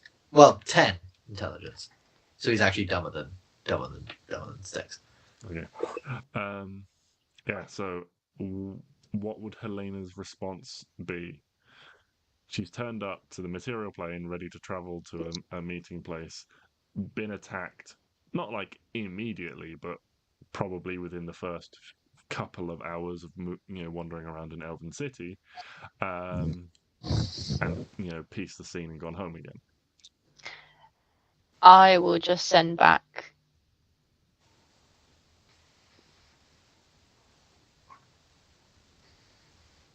Meet in that dragon's cave. Send. Okay. That's like the main place Yeah, she I guess knows, that's that the everyone else place. knows. Yeah, that's the last place she was, where we all were. Exactly. So that actually makes sense. And no people are gonna be there. Yeah. I Yeah, think she's fair. got something that makes her all shadowy, doesn't she? Entirely Maybe she possibly. doesn't. And she's just. Did she have shadow touched the feet to be invisible or something? I can't remember. Cool. She's got the ability to like just She does. teleport several times a day at will. Like Misty Step. But it's not called Misty Step, it's called something else.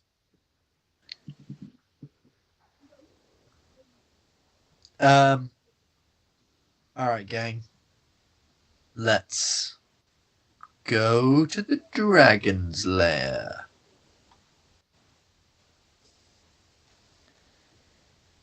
Road trip.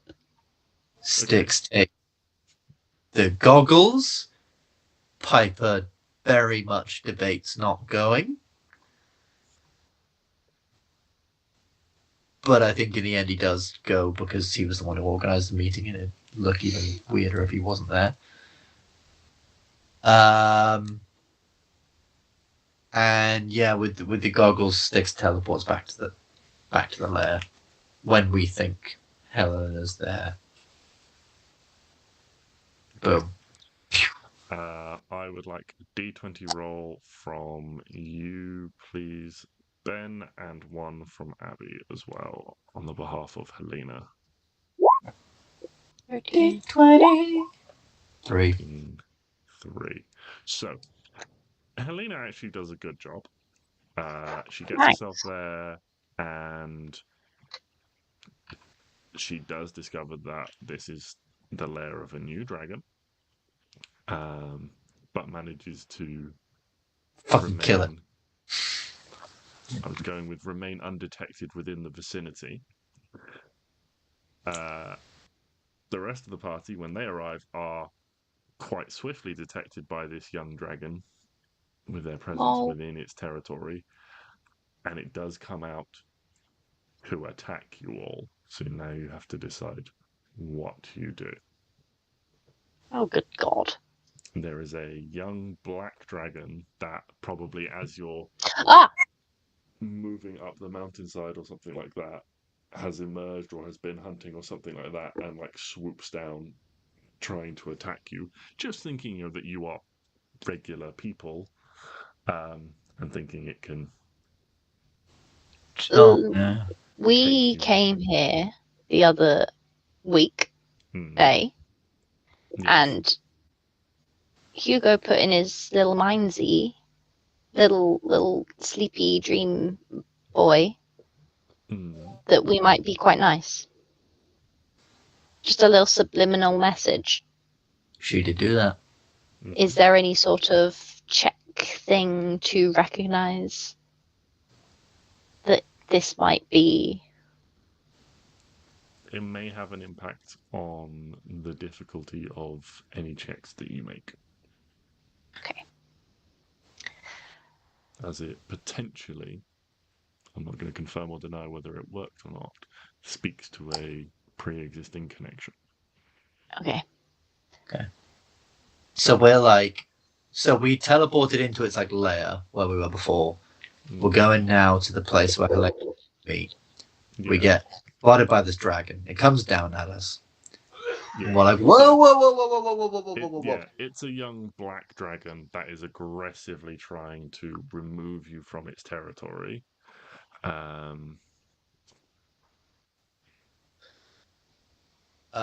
Whoa! Obviously, that fight goes badly for it if you choose to pursue that angle. No, we're not fighting the dragon. Yeah, I was going to say probably not.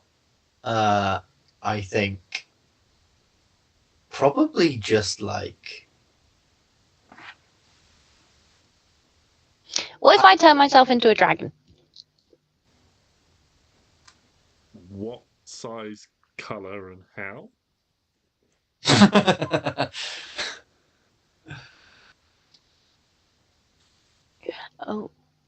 Oh no, I don't. No, I don't. Hold on. I take on draconic features. Does that mean I kind of turn into a dragon or not? It would mean you'd probably end up like a little bit like scaly and with like some like very minor like sort of like ridge horns on your head and like more like claw-like fingers and stuff like that. Okay, I don't do that then. JJ, ooh, we are also friends. Sorry, carry on. Wait, no, not a question for JJ. Actually, for the group, I can make it fuck off for an hour. Oh yeah, okay. It's basically I can cast Dominate Monster on it and make this dragon do what I want, and I can make it. Can you make him like roll around like a puppy? I can, but I'm not sure he'll like it. I think he will because I'll give him little belly scratches. Hugo loves it. Okay, cool. So if I see this, JJ, if I see this dragon coming towards us, but it gets within 60 feet of us, Piper points up. And it's VS, so it's verbal and somatic, so I guess Piper, looks back, points up, and casts Dominate Monster. Okay. What is the saving throw? So, it must succeed in a wisdom saving throw, be charmed by you for the duration. If you or creatures that are friendly to you are fighting it, which I would say we're not fighting it, it's just coming down at us aggressively. It has advantage on the saving throw. While the creature is charmed, it becomes charmed then. While the creature is charmed, you have the telepathic link to it as long as the two of you are on the same plane of existence. You can use this telepathic link to issue commands to the creature while you are conscious, no action required, which it does which it does its best to obey. You can specify simple or general course of action, blah, blah, blah, blah, blah. Can't do anything that will make it want to kill itself, blah, blah, blah, blah, blah. You can also choose a creature that's Cause the creature to use a reaction, but it requires you to use your own reaction as well. Each time the target takes damage, it must make a new wisdom save against the spell. If the saving throw succeeds, the spell ends. Boom. And if I cast the spell with 9th level spell slot, the duration is 8 hours, but I wouldn't have done that. Well, that's a natural 20. Silvery barbs, my dude. Okay. That's a natural 1. Fantastic. I've done 2 dice this evening. I've got both ends of the spectrum. I love playing Spellcaster. Okay. Yeah. So Piper dominates the dragon and just makes it leave you alone. Well, first I make it come down and get belly scratches, and I do try. And I do try and explain as it's on the ground. I do try and say, look, I'm going to be real with you. I didn't want to do this, but like we are kind of pressed for time here. And you clearly seem like a very nice dragon and very understanding. So basically, the reason we're doing this, we're trying to meet someone who's not from this plane, and the only place they know is here. And they're not going to be very happy if we're late. Trust me. And she's not a very happy person to begin with. So this is just, bad. And rather than go through this whole tete-a-tete thing, I thought I'd just speed this up. I'm really, really sorry. I promise I won't do anything to make you hurt yourself or anything harmful. This is just going to be an hour of your day where you get to just chill out here. You know what? Go back to your lair and take a nap. I can tell you to do that. Go back to your lair and take a nap. And it does. I pet the dragon. And you and Arwen pets the dragon while it's rolling around on the floor, and it goes back to there is a slight juxtaposition where it initially has this like angry like expression, like it has no control over what it's doing, but then like Arwen starts to pet it, and it kind of gets like a more like a sulkily defiant expression, like I'm enjoying this, but I'm gonna pretend I'm not. That's how Hugo used to be. Now he just loves it. Yes.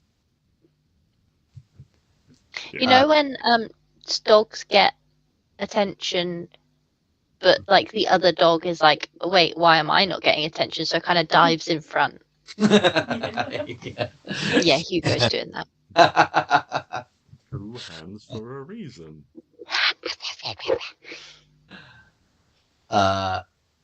Sweet.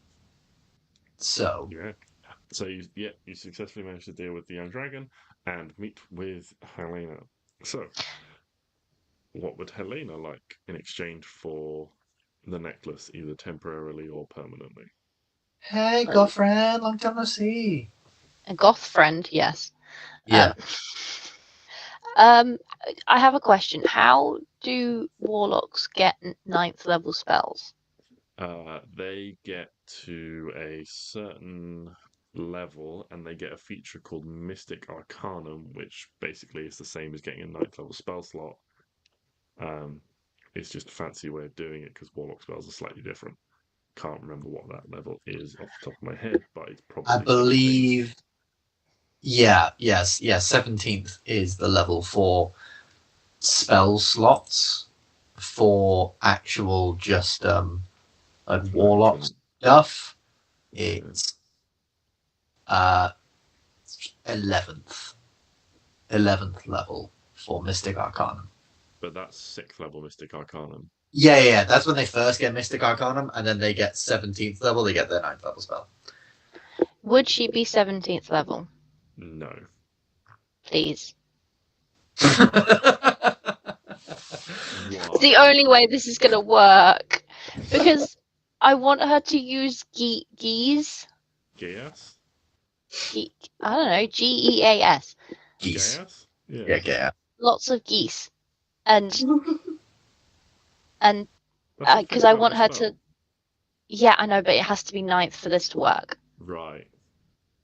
Because if you cast it at 9th level, the spell doesn't end until someone casts Remove Curse, Greater Restoration, or Wish.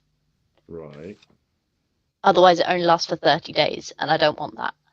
Because I want to basically make a deal, like, kind of demony, but funny, for them to make sure that she gets back the necklace.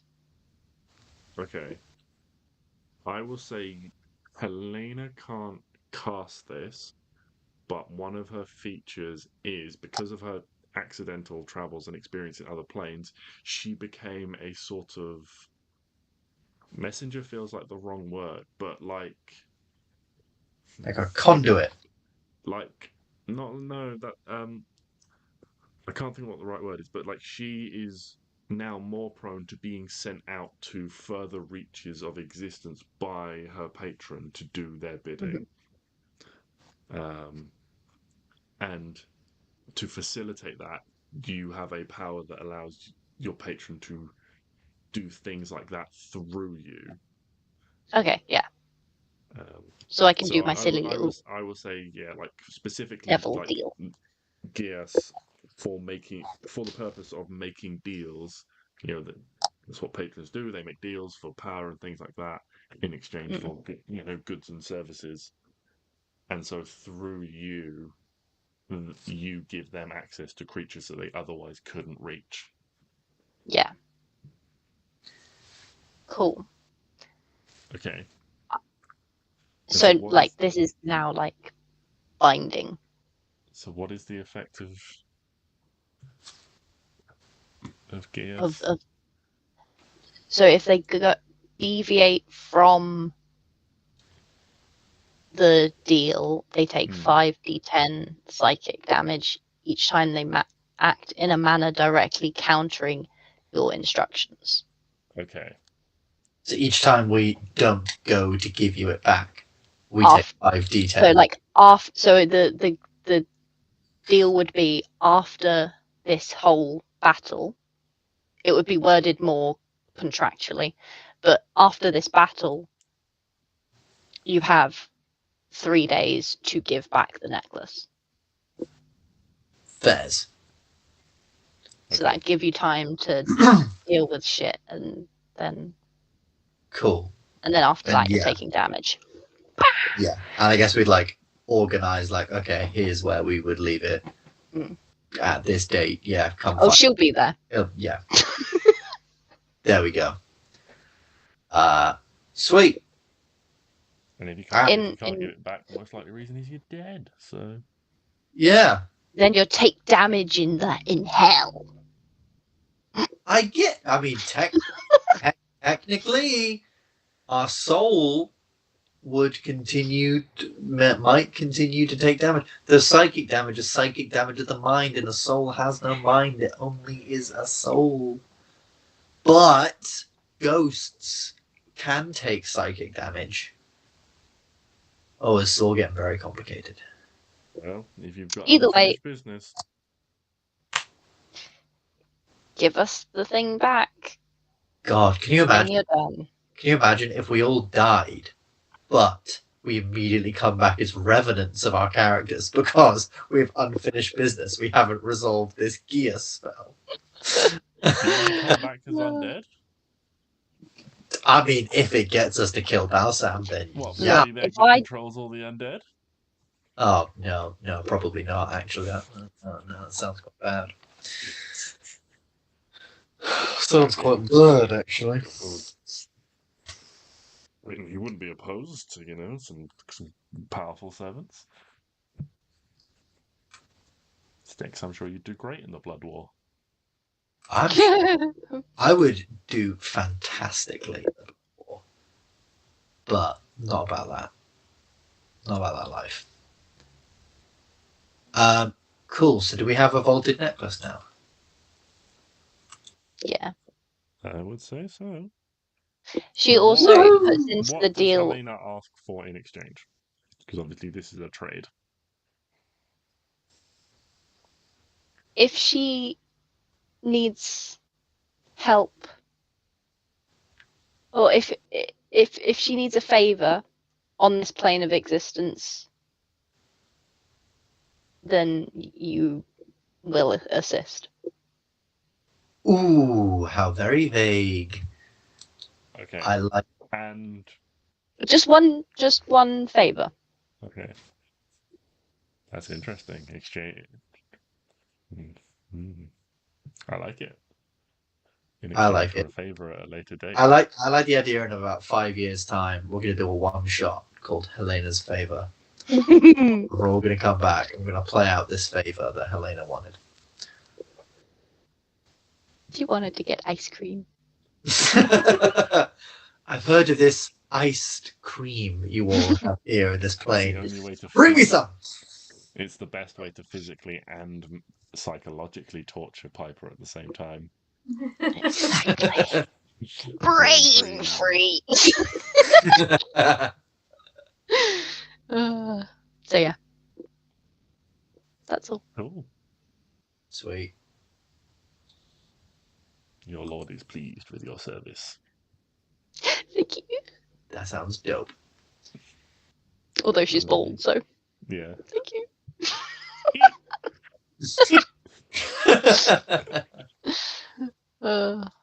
Right. I don't think you have to attune to it. Wait, was No, you Helena don't. bald? Yeah. Yeah. I don't know got no why. This hair. entire time, I've imagined Helena like that girl from Hotel Transylvania, Oh. but like armored. No, she kind of looks like Ventress. What? Oh, Is it Mavis oh. from Hotel Transylvania? Yeah, Mavis. That's the one. Yeah, kind of like Mavis, but with armor on. Who's it? Someone Yeah. from Star. Oh, But the Asajj Ventress thing is actually a lot better. Yeah, that's a lot better. Yeah, like pale grey skin, bald, scary. Yeah. Freaky. For your reference, babe, that is Asajj Ventress. oh no, yeah. Yeah. Watched. I like her. So Yeah. do I. She cool. She's a very cool character.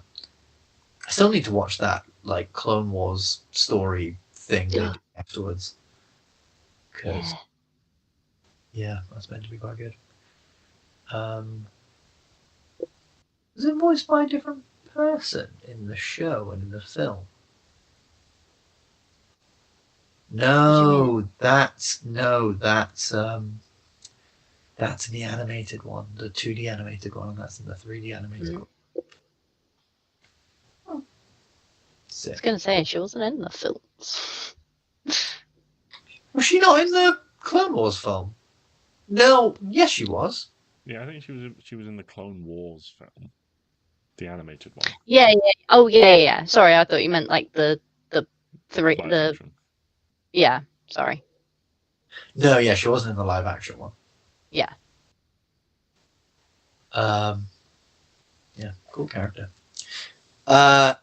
Cool. Right. Well, that's extra helpers. That's cool arrows. That's a vaulted necklace, so we kind of have a plan for how we're getting in. I can't think of anything else. I can't think of anything else. That was like my main thing that I kind of wanted to see if we could get. Yeah, no, that's cool. Yeah. Yeah, so you guys have a little bit of time left. So between now and well, not next week because we're away, but the week after, if you want to get any magic items, just like let me know and I'll tell you if they're available and how much they cost. Mainly, if you want to get anything for Aoife and if Piper wants to get anything, you guys are mostly set up with like cool end game stuff. But if you want to like swap anything out, maybe.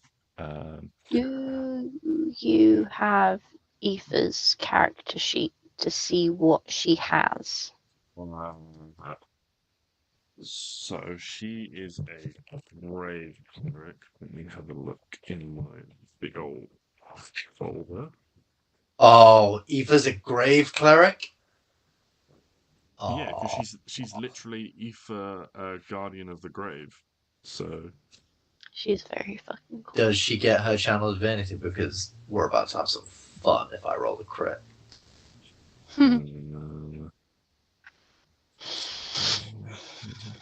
Because I was, the other day, I was sort of thinking, actually, what do grave clerics do? I kind of remember from Critical Role, because one of them's a grave cleric in the second season, but I couldn't quite remember.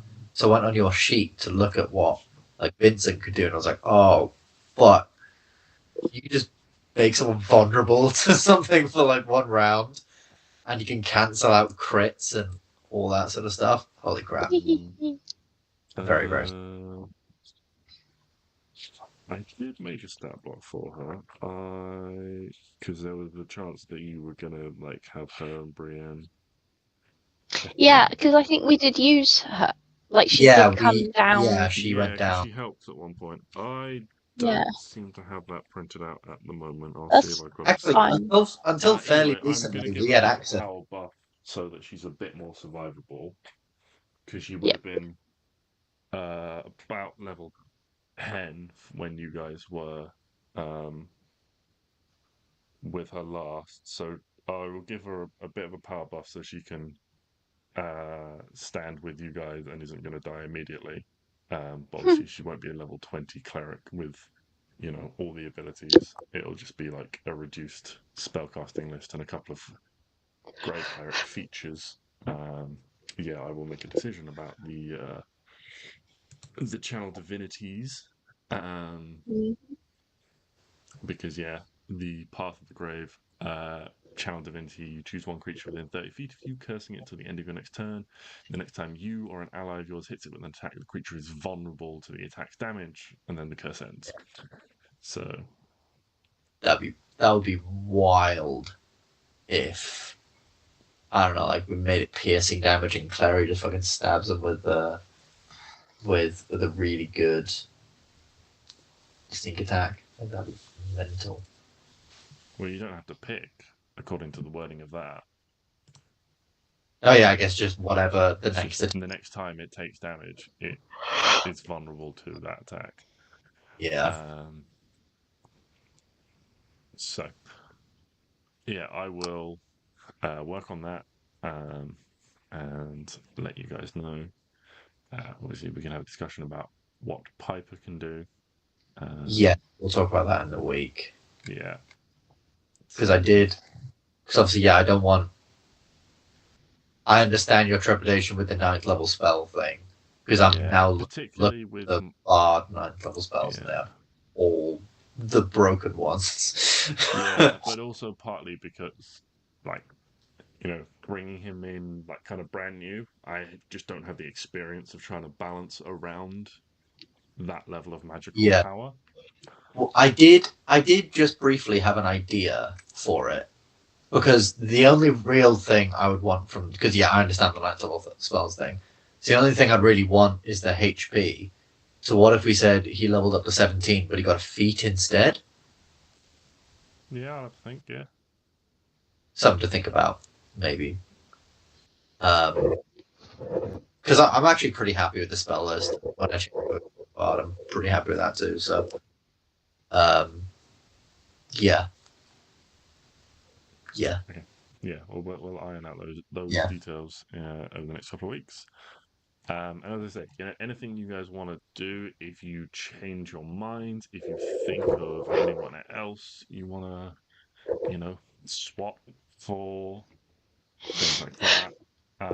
You know, think of any like little projects you want to do to be like, oh yeah, can I try and, you know, do this upgrade beforehand? Then, you know, let me know, and we can do some dice rolls between sessions. You know, we could go. You know, I probably, you know, call a halt to things pretty much here, because unless anyone has got anything else that they can think of right now, then we'll probably sort all the other things out during the week and pick things up next week with the start of the battle and you guys beginning your infiltration of the castle. The beginning of the end. Oh, of the end. Indeed. Well, Well, that's spoopy. Yeah. So, looking forward to it, but also, all good things and all that. Indeed.